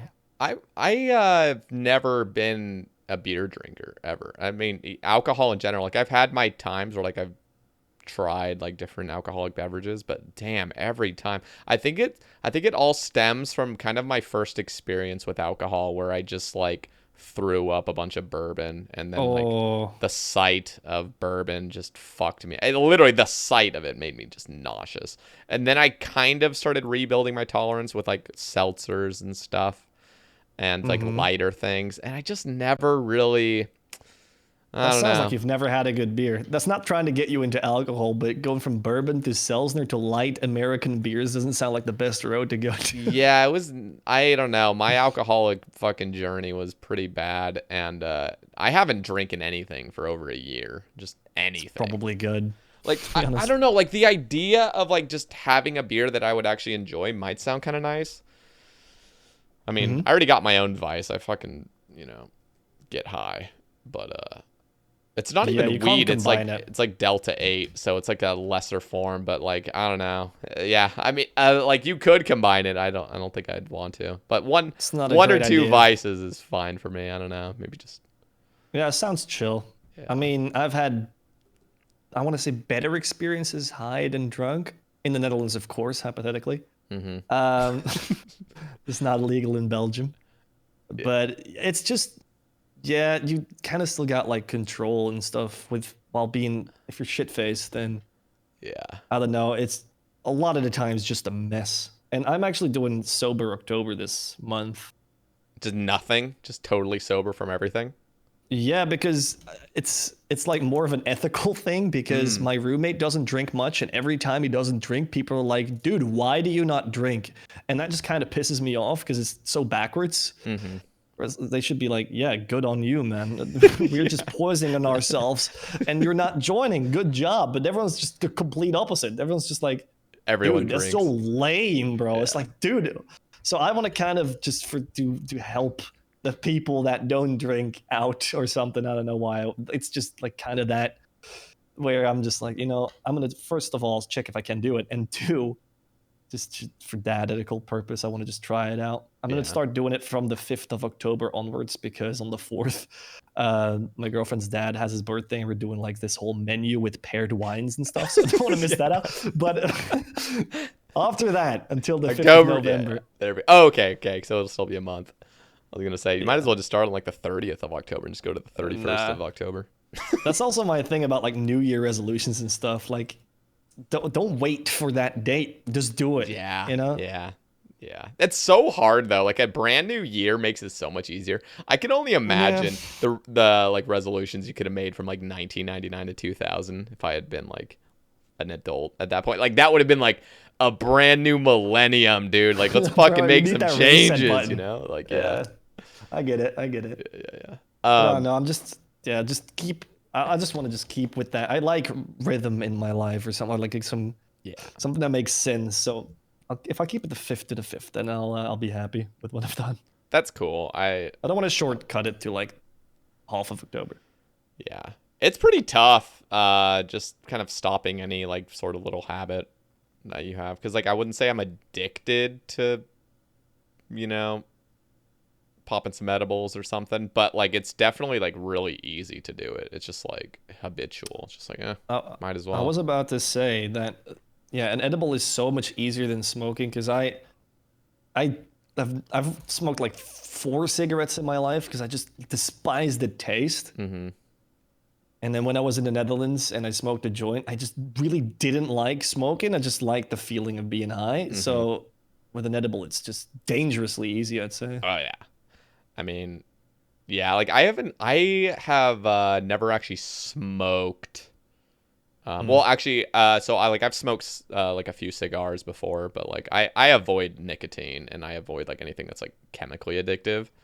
Fair. Usually, but yeah, vaping is just like so much easier than smoking. I feel like smoking. Yeah, of course. Smoking fucking hurts sometimes.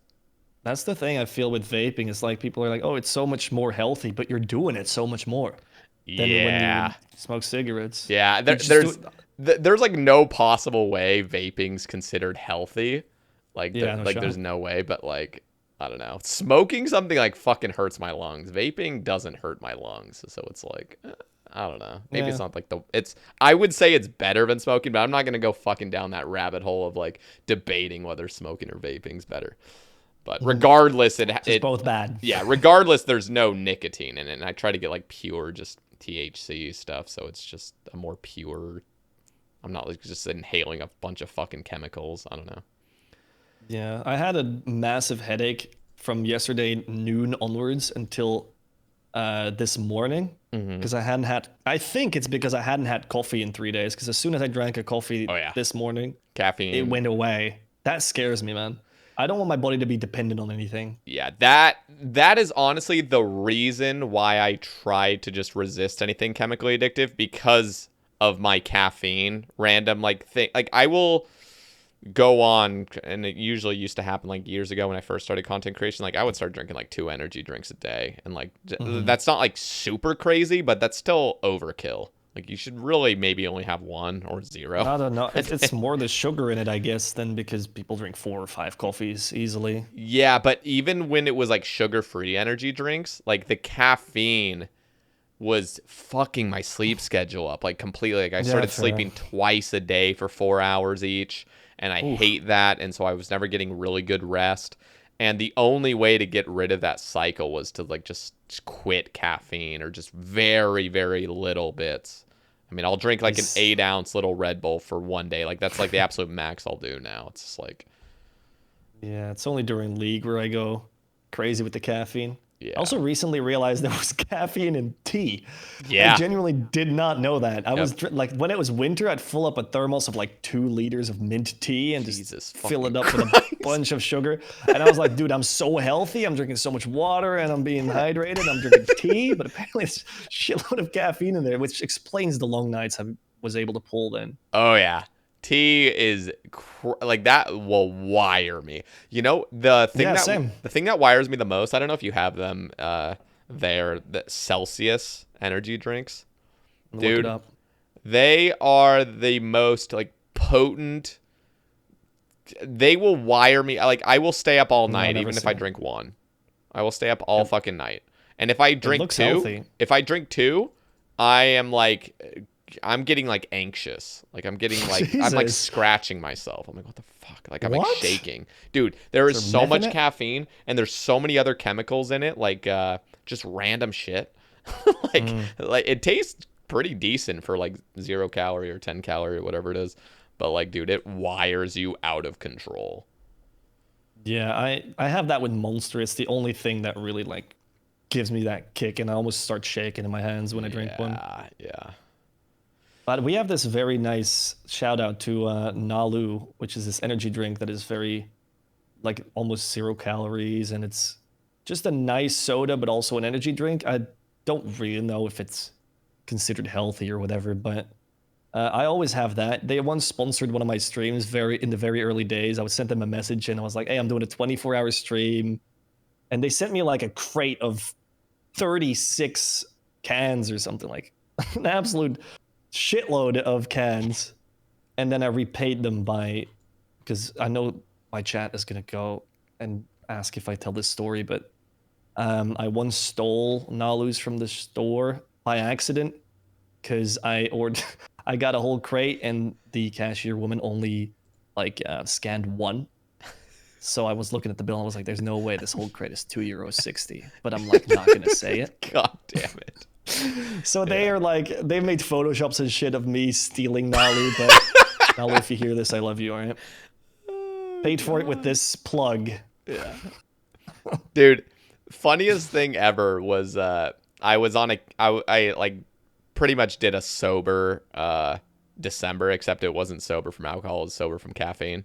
And that month was when I got a sponsorship opportunity from Fission, this like energy drink company. Oh, no. So for 2 months, I'm sponsored by this energy drink company, and they send me like a metric fuck ton of it, just caffeinated Oh my stuff. God. And so like I like sip it because I'm like, okay, like clearly this is caffeinated. I'm trying not to drink caffeine, but I'll like drink a little bit of it and just like see how it tastes and stuff, just so I can like know the product. But I wasn't gonna drink like a full thing.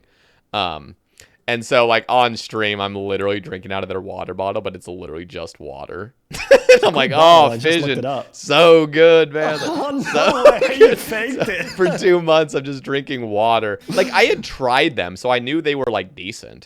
But, like... Is this the first time you're telling this? Like, every single... Nah, I think I had told people, like...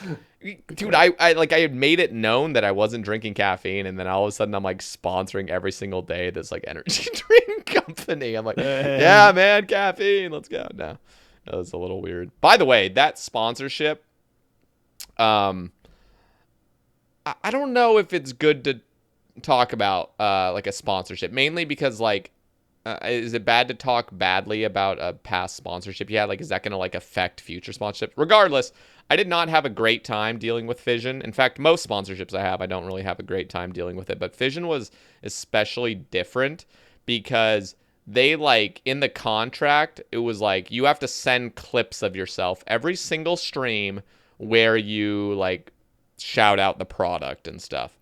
And it was just like really annoying. And then they treated me as like a salesman. Like I was basically like their salesman going around trying to sell their product on my stream, and that's what it felt like, and it fucking sucked because every day they'd be like, ooh, how many like sale, or like every like I don't know, so probably like every like 5 days they'd be like, how many sales did you bring in? And I'm like, yikes. Or like they would be like, you brought in 2 sales, let's try to bump up your numbers. I'm like, what the fuck? Like, how about I just stream my content? Like, man, I've had one of those, like kind of one of those experiences, but not like I have an affiliate link with Surfshark, which I think is a really good VPN. I don't want to promote too much of the shit I like, but I think it's one of the best VPNs at least. So, and I think over the 2 years. And what's the coupon code for that? Only trails. Space or no space? 83% off, no spaces.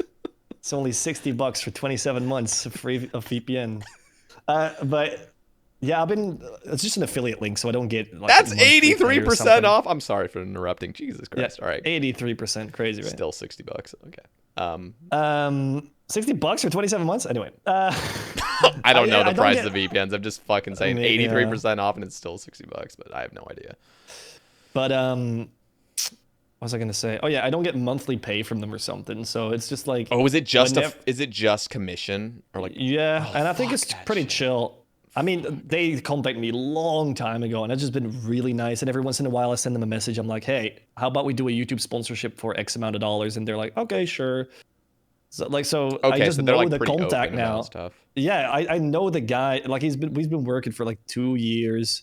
And like, I was like, oh, this many, I think we've got like 40 conversions or something in 2 years, which is not great. But I mean, who really needs a VPN? I mean, I like it because if I want to watch a Netflix series, I switch, or if I'm on now on the airport, I use it to just have it on. But at this point, everyone's seen all the Nord, Express, Surfsharks. People that need a VPN have it. Yeah. So it's just mega chill to be like, hey, I can see my report. I can see. I think I get $32 when someone orders it. That's nice. So it's like, just like chill. It's good if like first of all, I'm against personally just commission based stuff, mainly because I feel like I'm worth more than that to like just freely share, like just have like somebody's logo on. Because I did do an affiliate link with that company that went out of business based off of the CEO's shitty performance on a stream. It was Artesian Builds. This computer company. Yeah. Totally, totally fucking went bankrupt. Did the company really go yeah. over? Yeah, it was like there was like, I don't know what the number was, like 80 employees or something. They all fucking lost their jobs simply because the owner was just a piece of shit on stream. Same's happening to G2 right now. Yeah. Anyway, but that was just not a great experience. Even though they didn't demand anything of me whatsoever, I was like, why am I advertising their product and I'm making absolutely nothing from this unless somebody buys a fucking computer? Oh, they didn't even send you a computer or something? No. This is what they said. They said, hey, if you want to get a computer from us, we'll give you like 30% off or something. I'm like, yeah, okay, yikes. Yeah, this is a big yikes. I mean, I think if you're starting off, you just take those, right? I would say, yeah, okay, if you're like starting out as a content creator, experiment with stuff. Like, so just do it for fun and just see how you enjoy it. But like, yeah, I will never do another one of those. You got to pay me. Yeah, I used to be in an esports team that wanted to kind of compete with Method when those were coming up in the dual school section. Called Lazarus. I don't have a single bad word to say about them. They were really nice, but their main roster and all their sponsorships were focused towards Canada. So I got like one sponsorship in the 1.5 years I think I was with them. The thing is, they were mega transparent. Like every 2 months, they would just send me a message like, yeah, we don't have any EU sponsorships and this and that. And after all, I just left because it's like, they also, if I did any other sponsorships, they didn't really mind or something. But it's, I don't know, kind of wanted to be an open agent for whatever other company would maybe have things for EU. And it's exactly as you say, like read your contract properly. If it's nothing that impacts your authenticity or something on stream, like if I mean, experiment with it. Yeah, there's nothing wrong with if you have to be like Fission is so good every single stream and they're like complaining about you not selling any. It's like, bro, that's weird. That's just interfering with your content, which it should never do. Yeah, I've kind of realized what I look for in a sponsorship because I've been reached out to. It's usually like a lot of affiliate based stuff where it's like all commission. I'll get like sponsorships like once or twice a month from some Twitter thing like, hey, like, would you do this? And I literally just say what I want. I'm like, I want this much money for the month because this is how many viewers I average. This is how many hours I stream. It's all based off of the numbers. And I'm like, if you're not going to pay me this much, like, that's it. Like, I'll be polite about it, but I'm like, I don't want to waste either of our time trying to like pretend like, oh yeah, like I'm going to try to sell your product. It's like, dude, just pay me this much and I'll do whatever the contract says. Like, but as soon as they say, no, we're not going to pay you that much, then it's like, okay, thanks. Like, we're done. It does take a little bit of a position of authority to be able to do that, though. You have to be able to provide the numbers, which starting streamers most of the time right? Yeah. Because I don't know, your numbers, as you're saying them right now, seem like you're not pulling them out of your ass. You just have some kind of I mean, I'll just look at my past like 30 days or 90 days Twitch analytics because it's always Twitch I don't get YouTube sponsorships. But with Twitch, like, yeah, I'll just look at it. And because of the companies because of the sponsorships I have done with, which again, it just takes experience, they will say like, oh, like we'll pay you $2 or $3 for every like concurrent viewer for the month. So like if I'm for Fission, for example, that's good, right? Yeah. I was averaging like 170 viewers or something for that like past 30 days. So they said like, we'll pay you $340 for the month. And then I said, well, I want $500 for the month. And they're like, all right. Just like, sure, we'll do that. So like I was still guaranteed paid $500 for the month just to like shout them out every stream. Which by the way wasn't every single day. It was just like whenever I wanted to stream. That's nice.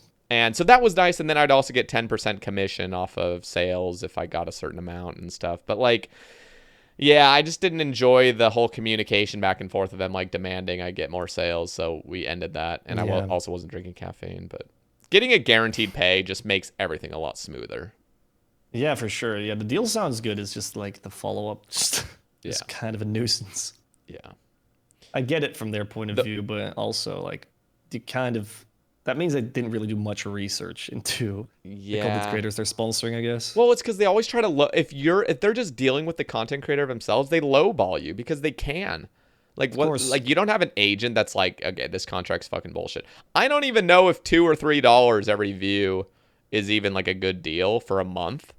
I have no idea. With like having to absolutely do nothing besides like a 30-second shout out in a stream, it's like I'll take $500 for that. Like fine, like that sounds good for me. So, what's your view on like these mobile game sponsorships? Bruh, those mobile game sponsorships are so nice. I'm not gonna lie. Like, have you ever taken one? I didn't expect you to say nice, dude. Yeah, for sure. Because I real quick, I saw your cast with Solo Mission, which changed my perception on it completely. I rather take money from sponsors than from begging for gifted subs from my viewers. Yeah, dude.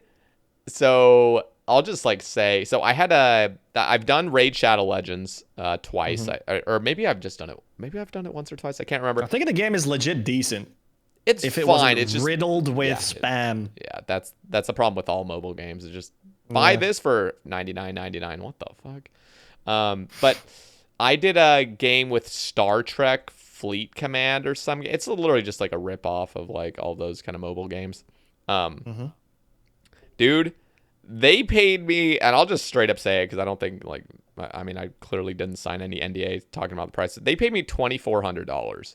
What the fuck? Holy crap! And the only thing I had to do was just play the game for 2 hours. Dope. Yeah. Holy I'm like, crap. Okay, and keep in mind, like, I had to get downloads for that, so like a big chunk of that money is just from getting people to download it. But like, dude, people in your Twitch community just love to see you thrive, right? They will do anything to play a tutorial for 5 minutes. Like they're just so willing to do it. And it's legends. Amazing. So, dude, I had the exact same thing. Sorry, go ahead. No, I mean that's literally what it is. So like those mobile games, fucking pay bank, and as cringe as it is to actually play it and like try to pretend that game was really painful to play for 2 hours. By the way, it's mainly because I didn't know what I was doing at all. So I just kept going back to like the home base, and like there was so many timers. It's like, oh, you have to wait 4 hours for this to do, unless you want to buy these diamonds. And I'm like, I don't want to fucking put in my credit card details because they would reimburse you. But I'm like, yeah, same, up to $100 for me. Yeah, I was like, I'm not gonna do this. So I was literally just like going back through menus over and over for like the last like 45 minutes. It was horribly painful to do it. I was down to like 50 viewers. Like everyone left. Yeah, I mean that's like kind of. The crazy thing for me was I had to do Raid Shadow Legends, right? Yeah. Or I did Raid Shadow Legends, and because I said if we hit this amount of supporters, I think it was 65. I think I got $1,000 for the sponsorship if I hit the maximum threshold. And I said this $1,000 is going straight to a new graphics card on my PC. Hell yeah! And I said because that's the thing with also on YouTube, it's like not really a loophole, but if you say where the money's going, then people really mind a lot less. Yeah. Other than just making the bag or whatever. Even though people are generally, for me, like, bless everyone that is like this, but people are generally pretty happy if I get a sponsor, even on YouTube, which is really cool. Yeah. But I actually also spent an hour too long playing Raid Shadow Legends because I was genuinely enjoying it. Damn. But I was supposed to do the stream the day after, but I was like, I've got this sponsorship. I can already have the banner up, and tomorrow is the Raid Shadow Legends stream. You can already do the tutorial if you can't be there tomorrow. And we broke the goal 2 hours into the stream that I wasn't even playing Raid. I was playing it the day after. That's so dope. So the next day I was playing Raid Shadow Legends, and everyone was like, oh, do I still have to do the tutorial? I'm like, no, bro, I'm not getting any more money. You don't have to spend any time doing the tutorial anymore. You can just vibe out or watch later when I'm doing another game. Yeah. But it was funny because at the end of the day, when Raid Shadow Legends, when we did that stream, there was like this character Pike Man, and it's like the worst character in the game, and I got like a bunch of free crystals from the sponsorship, so I buffed up little Pike Man to the maximum level, and we tried to kill the biggest boss with Pike Man, but it was so shit. I mean, it was a fun stream at the end of the day. I liked it. I don't think I'm gonna do it on stream anymore though, because I don't want to waste people's time. I'd gladly take a Raid Shadow Legends YouTube sponsorship because you can skip it. Yeah. But I mean, if they've seen it now, I think. I get excited for YouTube sponsorships. They just seem so much easier. Like with stream sponsorships, you just have to do so much more. With the YouTube, whenever I see people doing them, like any OSRS YouTuber, it's like 30 seconds or a minute of them just talking about something, and that's it. Yeah, you can pre-record it too, and you just have to just drag it in between your video at some point. Yeah, I think that's cool. Yeah, it's only now that I'm starting to get them, so that's really cool. You're hitting that point, because I think finally. I think what Mason Breeding, I had him on in like Solo Mission, we're talking about, it's like usually like 50K subs is when sponsorship starts like coming in. Yeah, I think I'm still asking way too little, but also I feel like my channel's kind of plateaued, so I'm fine with not that much, which, especially when I was going on holiday 2 weeks ago, I'm like, yeah, whatever. Like right before, the day before I went on holiday, I saw like an open sponsorship on one of these platforms, which lowball you to shit. But I was like, no one's gonna mind. I'll just record the entire sponsorship on holiday. Tell them the money from this sponsorship is going to me sitting here in Greece. So it's like kind of funny, and I mean, it was really quick to just implement it. Yeah. So I mean, yeah, it's somewhat easy, but I'm trying to not overdo it. It's you got to kind of have your moral compass somewhat.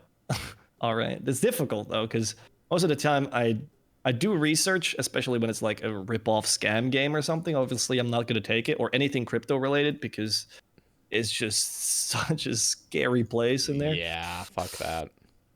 But yeah, especially like any game that's like related to gambling. It's just like there was like slots game that I got a recommendation for. I'm like, I'm not gonna fucking do that. No, like, it's just don't do that. Cringe. So cringe.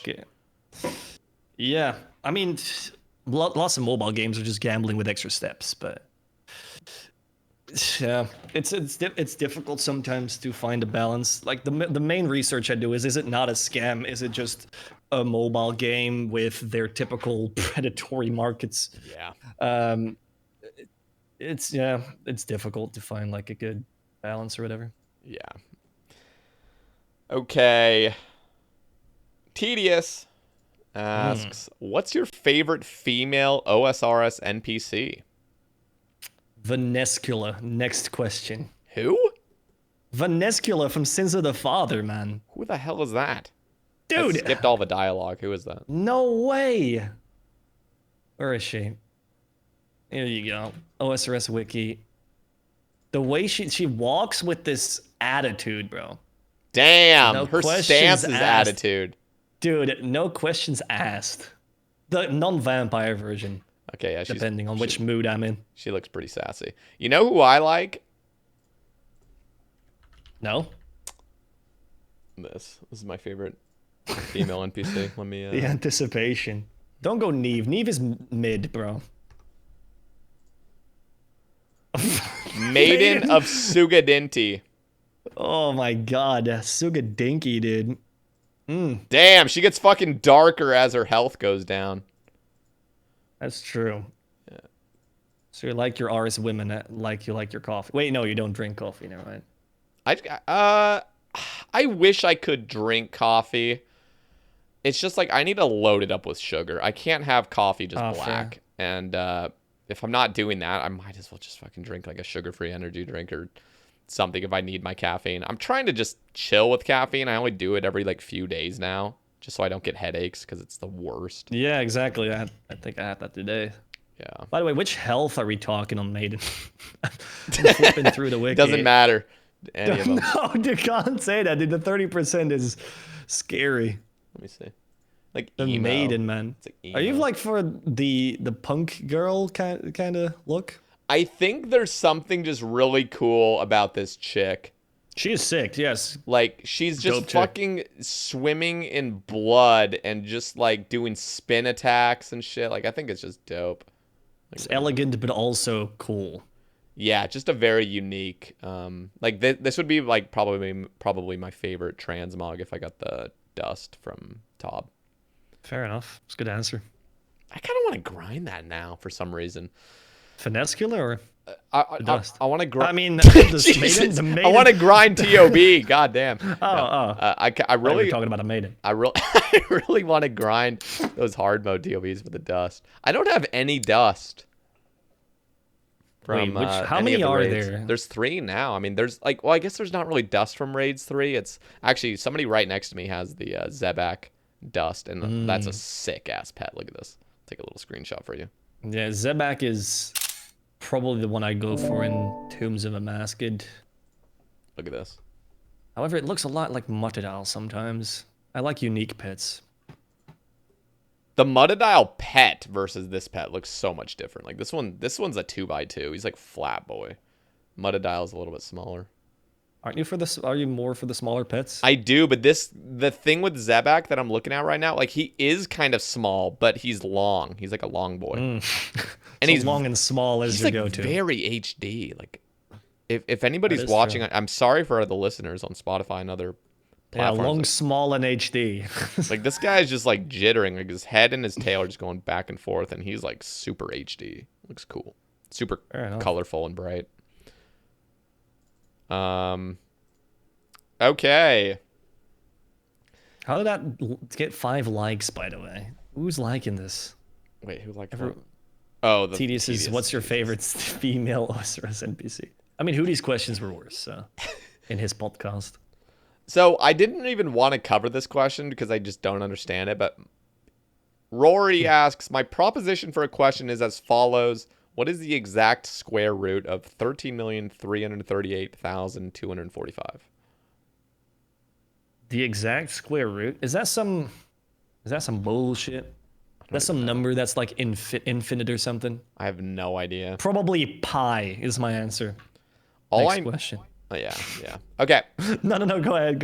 No, I was just gonna say at first I thought it was something to do with like 13 million being like the XP to 99, but that's definitely not how much it is. Like, I mean, it is 13 million, but it's not the 338. I mean, the answer is 3,652.100 and I can't even read this number in English. That's a lot of the things after the comma. It's probably some quote from some kind of series we've never watched. Potentially. Or he was just like on drugs when he asked. Okay. Yeah, both. CHK. Let's see. We've already kind of covered a little bit of this. Oh, here's one that's good. So the middle, I feel like I'll read them for those that are listening. What made you decide to start the Clue Scroll only Ironman? I think we kind of briefly touched that at the beginning. And are we due for a Clue Scroll update? We already talked about the expansion, but his second question's pretty good. Were there any grinds that you thought you'd never complete?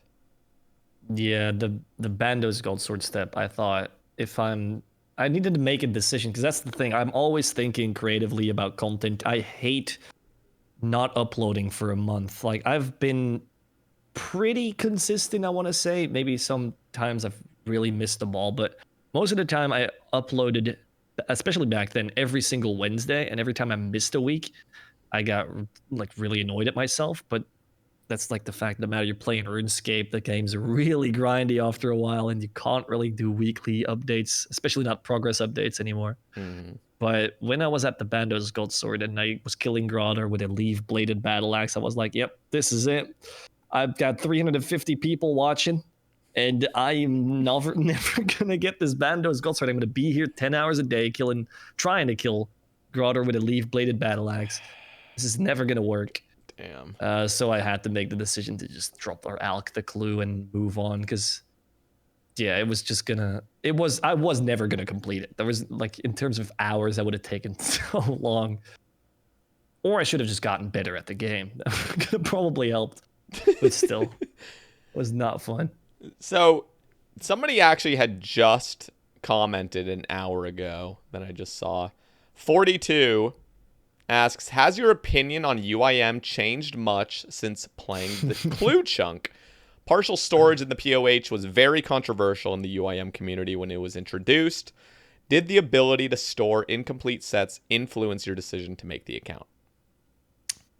All right, I've got a couple answers to this probably. First off, I didn't really used to have an opinion on UIM as much as I'd like to meme it. Like, this guy's a UIM, he's got no life, this, that, and the other. I was surprised by UIM how much of a different game you're actually playing. Because I used to think it's just Ironman, but more tedious. But you're actually doing other methods that are better for UIM and stuff like that, which is really cool. Especially after seeing Mudkip's series, I mean, I could listen to that guy talk literally all day, but he makes it a lot more noob friendly, because he was also learning when he was making that series, which is really nice. I'm definitely enjoying the UIM. I'm also I was surprisingly quick with making decisions on what to drop, because I feel like the big danger of playing UIM is getting too attached to items and being like, I'm not going to drop this, I'm going to hoard this, because that's what you do as an Iron Man. You want to get the bank with 12,000 sapphires in it uncut, because it's cool. And I want to hoard all these ores and stuff like that. But as a UIM, is just like, no, you got to clean your inventory, just use them right now and drop them or sell them. Yeah, I was surprisingly Did you like quick that? at. I don't It's like. different. I've never played UIM. I made a UIM as a imp scouting alt, and I think I got to like 5 wood cutting, and I was like, holy shit, I can't do this. Yeah, it's also because I'm playing a different version of the game, and UIM just leans very nicely into it. That's true. I could see that. Like with the chunks and stuff, and I mean the clue stuff is also storable. I currently don't need my inventory. If I was playing a regular UIM, I'd be way more pissed, especially when doing quests and you got to be on Entrana, you got to drop your stuff for Death Pile. I haven't had to use the looting bag much, so the most tedious thing is dying with your looting bag, picking up your stuff, getting another looting bag, filling it again. I've not experienced that much, but it seems like one of the worst things as a UIM. Yeah, fuck that. I see people doing also, clue scrolls, and it's like, yeah, they have to die every single time. Just ultimate. Yeah, if you got a wildy clue. Yep, ultimate low has done like over 2,000 hard clues, and it's like on a UIM. I'm like, dude, that's definitely the way I'm gonna wipe. I'm going to go into the wilderness with all my stuff. There's no shot that I am looting bagging up for a wildy clue. I'm going in with everything. It's so tedious. Oh my god. I mean, I do it on my clue scroll only account. Like the wildy, knock on wood, because I'm gonna get PK'd for my eternal slayering, but I just bring everything into the wilderness on my clue scroll only, the eternal slayering and whatever. God damn. I'm not expecting to walk into stuff, which is one day going to hurt me really bad, because that eternal slayering from medium clues is the most beautiful thing. Oh yeah. But yeah, and then I mean, partial storage leans into that. Like it was a controversial update to the pure UIM community, which I could definitely get, because their game mode is slowly but surely becoming easier and easier with all these updates, which they kind of chose that game mode for it to be difficult. So I think it's kind of weird. I don't know if UMs can only vote on certain polls. I think that's kind of recent. I'm not sure, but I guess if it was polled, then the majority of the UIMs wanted, I guess. Mm-hmm. But yeah, the partial storage is really nice. I do think it was only UIM voting. Yeah. I mean, I like it a lot because I can store parts of my clue outfits. Otherwise, I had to drop my uniques, but I don't think I really can speak. I'm really not a member of the UIM community or something. I'm just doing my own silly account, which UIM worked for, and I'd never played that game mode, so I was like, I'll give that a shot. Yeah, there was a UIM named Liquor Grain, and this is before the POH update had ever happened. He obtained all of the god, or like the god vestments. Yeah. Everything. Like he had fully pimped that, and that was back when you had to have like all 6 components of one set to deposit it. That is the most impressive thing ever, that he had filled the treasure trail chest on a UIM like that. It's so crazy that you can only take it out when you have the full set. Yeah. Well, because wait, yeah, that's right. Yeah, that's right. Wait, what's the difference now then? The difference is now you can deposit individual pieces, because no, I'm talking before you had to literally have all 6 in your inventory in order to deposit it. Yes. Okay. Yeah. And now it's like you can deposit it, but you can't withdraw it until you have the full set.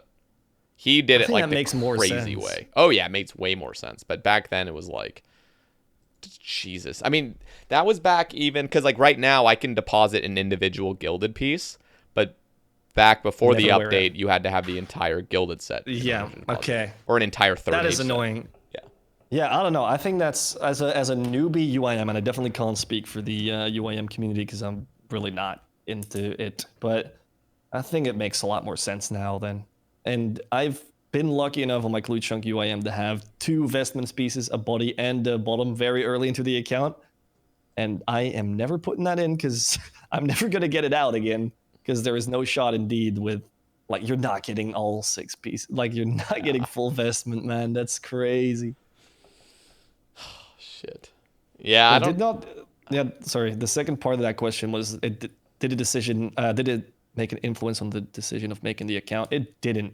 The thing that did make a massive influence on the account was the untradables now being bound to your account, so you can log out when there's clues on the ground and wake up the next day and pick them up. Dude, the first week of the account, I didn't know that update was coming.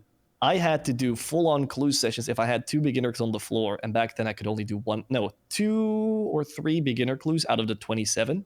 Mm-hmm. So I had like what, a 1 in, we'll just make it 1 in 8 or something, chance of completing a clue.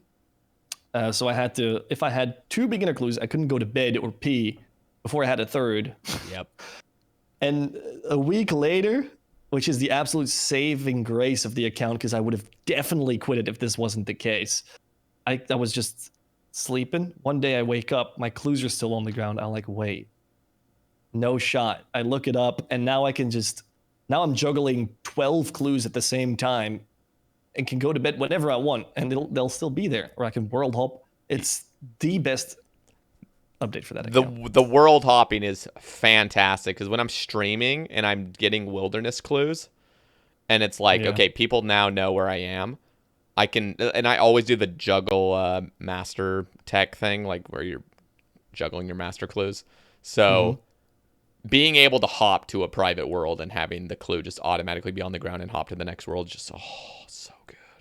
So good. You know that trick of the cryptic master clues, right? Where you can keep the same clue? That is all I do now. That is the only way I do master clues for the past. Were you there when Mutz masters. discovered it? I don't know if Mutz was the first to discover it, but he was juggling 6 masters on stream and he suddenly realized it, and that was such a crazy moment. Dude, well, I know like there used to be a really big bug in that, and like Casey used to kind of do it. Like you could literally just dig for a piece. This is like way back when Master Clues first came out. You could like dig up a piece and then you could drop it and keep re-digging it, and you just like bank all the Dragon Eye steps for later, kind of. It was pretty bust. Like you basically just dig up like a million, well not a million, just however many your inventory could fill of just like a triple step, and then you could just like bank them or something, and you could just always, so whenever you get a triple, just combine. I think that's how it worked. Nowadays, it's really cool because you can just get like the perfect triple step whenever you get it, and now that's just what you do every time you get a triple. It's so good. Yeah. I'm gonna have to do that on the Clue Chunk UIM. You need to, man. Masters. Triple steps, doing them normally suck. They suck so bad. Imagine having an account that's got locked chunks and you gotta go to like some place that it like just you need to unlock a shitload of chunks for. If I can get the perfect cryptic in all like areas of the map that I have unlocked, that'd be the goat. Oh yeah. Still on the UAM though, so it'll be 2 or 3 inventory spaces gone, but hey, worth. Okay. There's not really many. I don't think there's any more topics that are that we haven't already kind of touched on or are completely pointless. But is there anything that I did miss or anything that you want to talk about before we wrap things up? I do have a couple questions for you, but yeah, go ahead. Yes, I'm seeing this tweet from Polo Bay because he really wants to make me shine, and I want to flex. Okay, so Polo Bay, where is it? Put on the Twitter. The spirit tree in Tree Gnome Village requires you to help him finish a number sequence. This was because it was hidden. By heart. He replied to himself twice. It's the heart clue where you have to type in a number sequence, and it's 133. Wait, no, I'm not gonna. I can't fumble. You can't fumble this, man. I know what it is. It's 13112221. Perfect. That is the number sequence, and that is because for some reason I have this holding hope that I will ever be in the Gillinor games, and that will be one of the trivia questions. And I just like memorizing stupid shit like that. Like, for example, you can ask me almost any fairy ring and I'll know the code because I just memorize stuff like that for fun. Isle of Souls. Crap, I think it's AL something or AIQ or something like that. No. I don't even know what it is. You asked me a difficult one, man. That one is I don't even know what it is because that's the Let one me see. I wanted to ask because that one I haven't memorized yet. Isn't it with a D first? Or no, that's the desert one. Oh, it's BJP. Not even Yeah, there we almost go. close. BJP. Those Fair are enough. whenever there's a new one out, I have to try to. What's AKS? That is MacGruber's wood, right? No, that's ALS. Fuck. Wait, AK. Jesus, I'm losing it. Wait, did I say AKS? Yeah. Yeah, that's right. I think. What's AKS? I think it's Felder Pills, but that might be. No, you're right. That is right. What is AKP then? AKP. Oh, that is the Piscatoris. Yeah. No, that's ALQ. No, AKQ is Piscatoris. Yeah, right. Jesus People are Christ. just How like, "Dude, nerdy fucking are we? nerds. Yeah, No, I mean, we're even this is getting what it wrong. this is what That's happens even when you worse. do like 4,000 hard clues. Scrolls. Yeah. It's so true. You start trying to find things that are fun, like memorizing fairy rings. The only thing I Yes. haven't been able to memorize, although I almost have it down, is like the coordinates, where it says like 4 different numbers.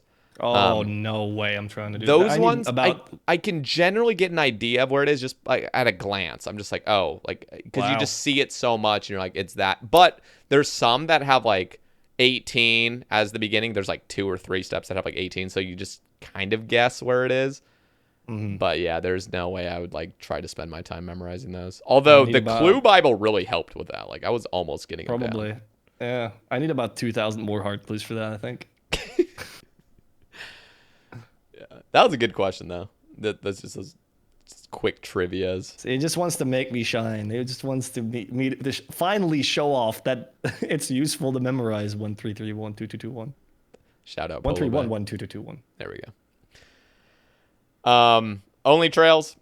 I have a couple questions for you. One of them will be for asking for 3 shout outs, so have that in the back of your mind. But first, I want to ask you, where would you like to be in the next 5 years from now? Where do you see yourself? I'm going to say the same answer as I've heard other people say, but I think 5 years is so incredibly long. And I really, again, like my thing on stream is just, I live from day to day and I don't plan any further than like a month or 2 max. So I'm just trying to enjoy the time while I'm doing this. I feel like everyone in the world is just doing something. I think we're all just doing something, and as long as it's enjoyable or you're getting some satisfaction out of it, it's fun. Yeah. I'm just hoping. I don't know. I want to do this as long as possible. If one of those crazy job offers comes up again, we'll consider it. I mean, I just want to create, really. In 5 years, I still want to be creating content, whether it's for me or for a company. Or I just like making formats. I like brainstorming. I like making new stuff that people can watch and enjoy, and take some time out of their day to forget about the bullshit or whatever. Just make stuff, create stuff, throw it out in the world. For anyone thinking of starting a YouTube channel, which is more accessible than starting a stream, do it. Just throw shit up. It's not gonna be good. Who cares? Maybe someone will pick it up and give you some tips. Maybe you got some collabs going. You can learn from that. Just do whatever you enjoy doing, and I'll hope that I can keep doing that, and I can keep creating and pay my rent with it, and then I'm happy. I love that. I agree with it too. That's how I feel about my own situation. I love being a content creator. Okay, Yeah, same. 3 shout outs. Anybody in the community? Man, I've been waiting for this because I think there is this one guy on Twitch who is my absolute comfort streamer, which is Jim Sauce. And I don't think you've had him on the podcast. No. I think he's also a little bit estranged. Well, not estranged, but he's like on his own little island because he used to stream a lot of RuneScape 3. I think he does now again, but he had this year where he was just playing old school. And the crazy thing about him is that most people one, he's a super amicable guy, and also he's just so American. He's got this very compressed voice. He's got this really good microphone and camera quality. He speaks like very, I don't know, frat boy. It's like when you walk into his stream, it's like you're walking into a frat, but you know the like head of the. I think that's how it works. I'm not American, but you know the head of the frat, and he's your homie, and he's gonna do anything to hype you up. That is what happens when you enter a Jim Sauce stream. That's cool. It's so nice. He's got like between 30 and 70 viewers, and the man is just like such a wholesome, like tight community with just the boys. It's so, I don't know, it's so comforting to be like, yo, I'm part of the frat kind of deal. That's cool. So yeah, Jim Sauce. Then of course the homie Tedious, who I DM'd 3 years ago because I was like, dude, this guy's Belgian. He's from very close to me, and he's actually pulling like he had this video where he stole gold from Venezuelan gold traders or something like that, and got like super many views. And I was like, dude, this guy's Belgian, and like I gotta DM this guy. So, and then we became friends, and I went to RuneFest with him a couple years ago at the same awesome. Airbnb. So he's now one of my best friends. He lives not even 8 kilometers from me, which is 6 miles. So yeah, he lives so close. I can bike to his house. Basically, it's so sick. That's really cool. So yeah, he's the one I bounce off of most of the time when we're creating content or when something bothers us. You know, can always find him. Along those lines, Pale Sith, my quote-unquote head moderator, together with Polo, I guess, is also a really good friend. But he's not a content creator, but I still think he deserves a shout-out. And then lost content creator, I don't really know. I had 2 in mind. I think Verf definitely deserves another shout-out, even though he's probably got enough praise. But, I mean, Verf never gets enough praise. He's so nice. He helps so you wouldn't know, but he helps so many content creators with their thumbnails. He knows YouTube so well. He knows what works on YouTube. Every time, like, any unique Ironman account that you see on YouTube has probably bounced their idea off of Verf, and he's taken time out of his day to brainstorm the account with them and streamline it. That's so cool.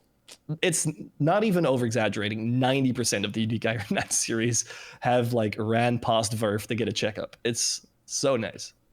What a legend. And he's also a really sick shuffler, by the way. He came to Belgium. Tedious and I hung out with him, and he was suddenly shuffling, and that man can dance. Damn. Yep. Man of many talents. For sure. Okay, wait. Was that all of them? Just making sure. I think that was 4, so all right. That counts, right? Yep. Now you have to do a -1 to balance it back to the 3. No, I'm kidding. Joran, seriously, this was a phenomenal cast. I really enjoyed talking. It's just, dude, you're a cool guy, man. I really enjoyed talking to you today. Thank you so much, man. You too. It's cool, like, knowing like I only know you from your streams. We've never talked before ever. You've seen my stream, I've seen your stream, but that's like it. And somehow we can just connect really easily, and so that it was really nice. It's the clue scrolls, man. Yeah. It's the connection. It must be the power of third age. No. There you go. But for real, I really do appreciate your time. It's fantastic. Guys, go check out those links from the voice down in the description. And also follow Only Trails on YouTube, Twitter, and Twitch. Is there any other links you want provided? I've got an Instagram, but I don't upload on it much. But do you want me to link that? Because I'll link that as well. Sure. Now that we're talking about it. Cool. Okay, so all those links down in the description, guys. If you want to support the cast, you will get your name floating on the little timeline as you see below on YouTube. It's those little patrons. So if you guys want to do that, it's $2 a month as a simple pledge. And they're on the Patreon, by the way. I'll just shout this out because I haven't even really addressed it. I do reveal future guests before I reveal them to the general public. So if you guys are like very curious on who like next guest, it usually is in like the next 2 to 3 weeks ish. I'll announce them as soon as they're scheduled. It's not a guarantee every single week, but for the most part, I will leak them on the Patreon first to all the patrons. And so anyway, if you guys want to support the cast, if you love them, go down there on the description. But guys, thank you very much for listening, and we'll catch you in the next one. Only Trails, thank you again. Thank you very much. Bye. Peace.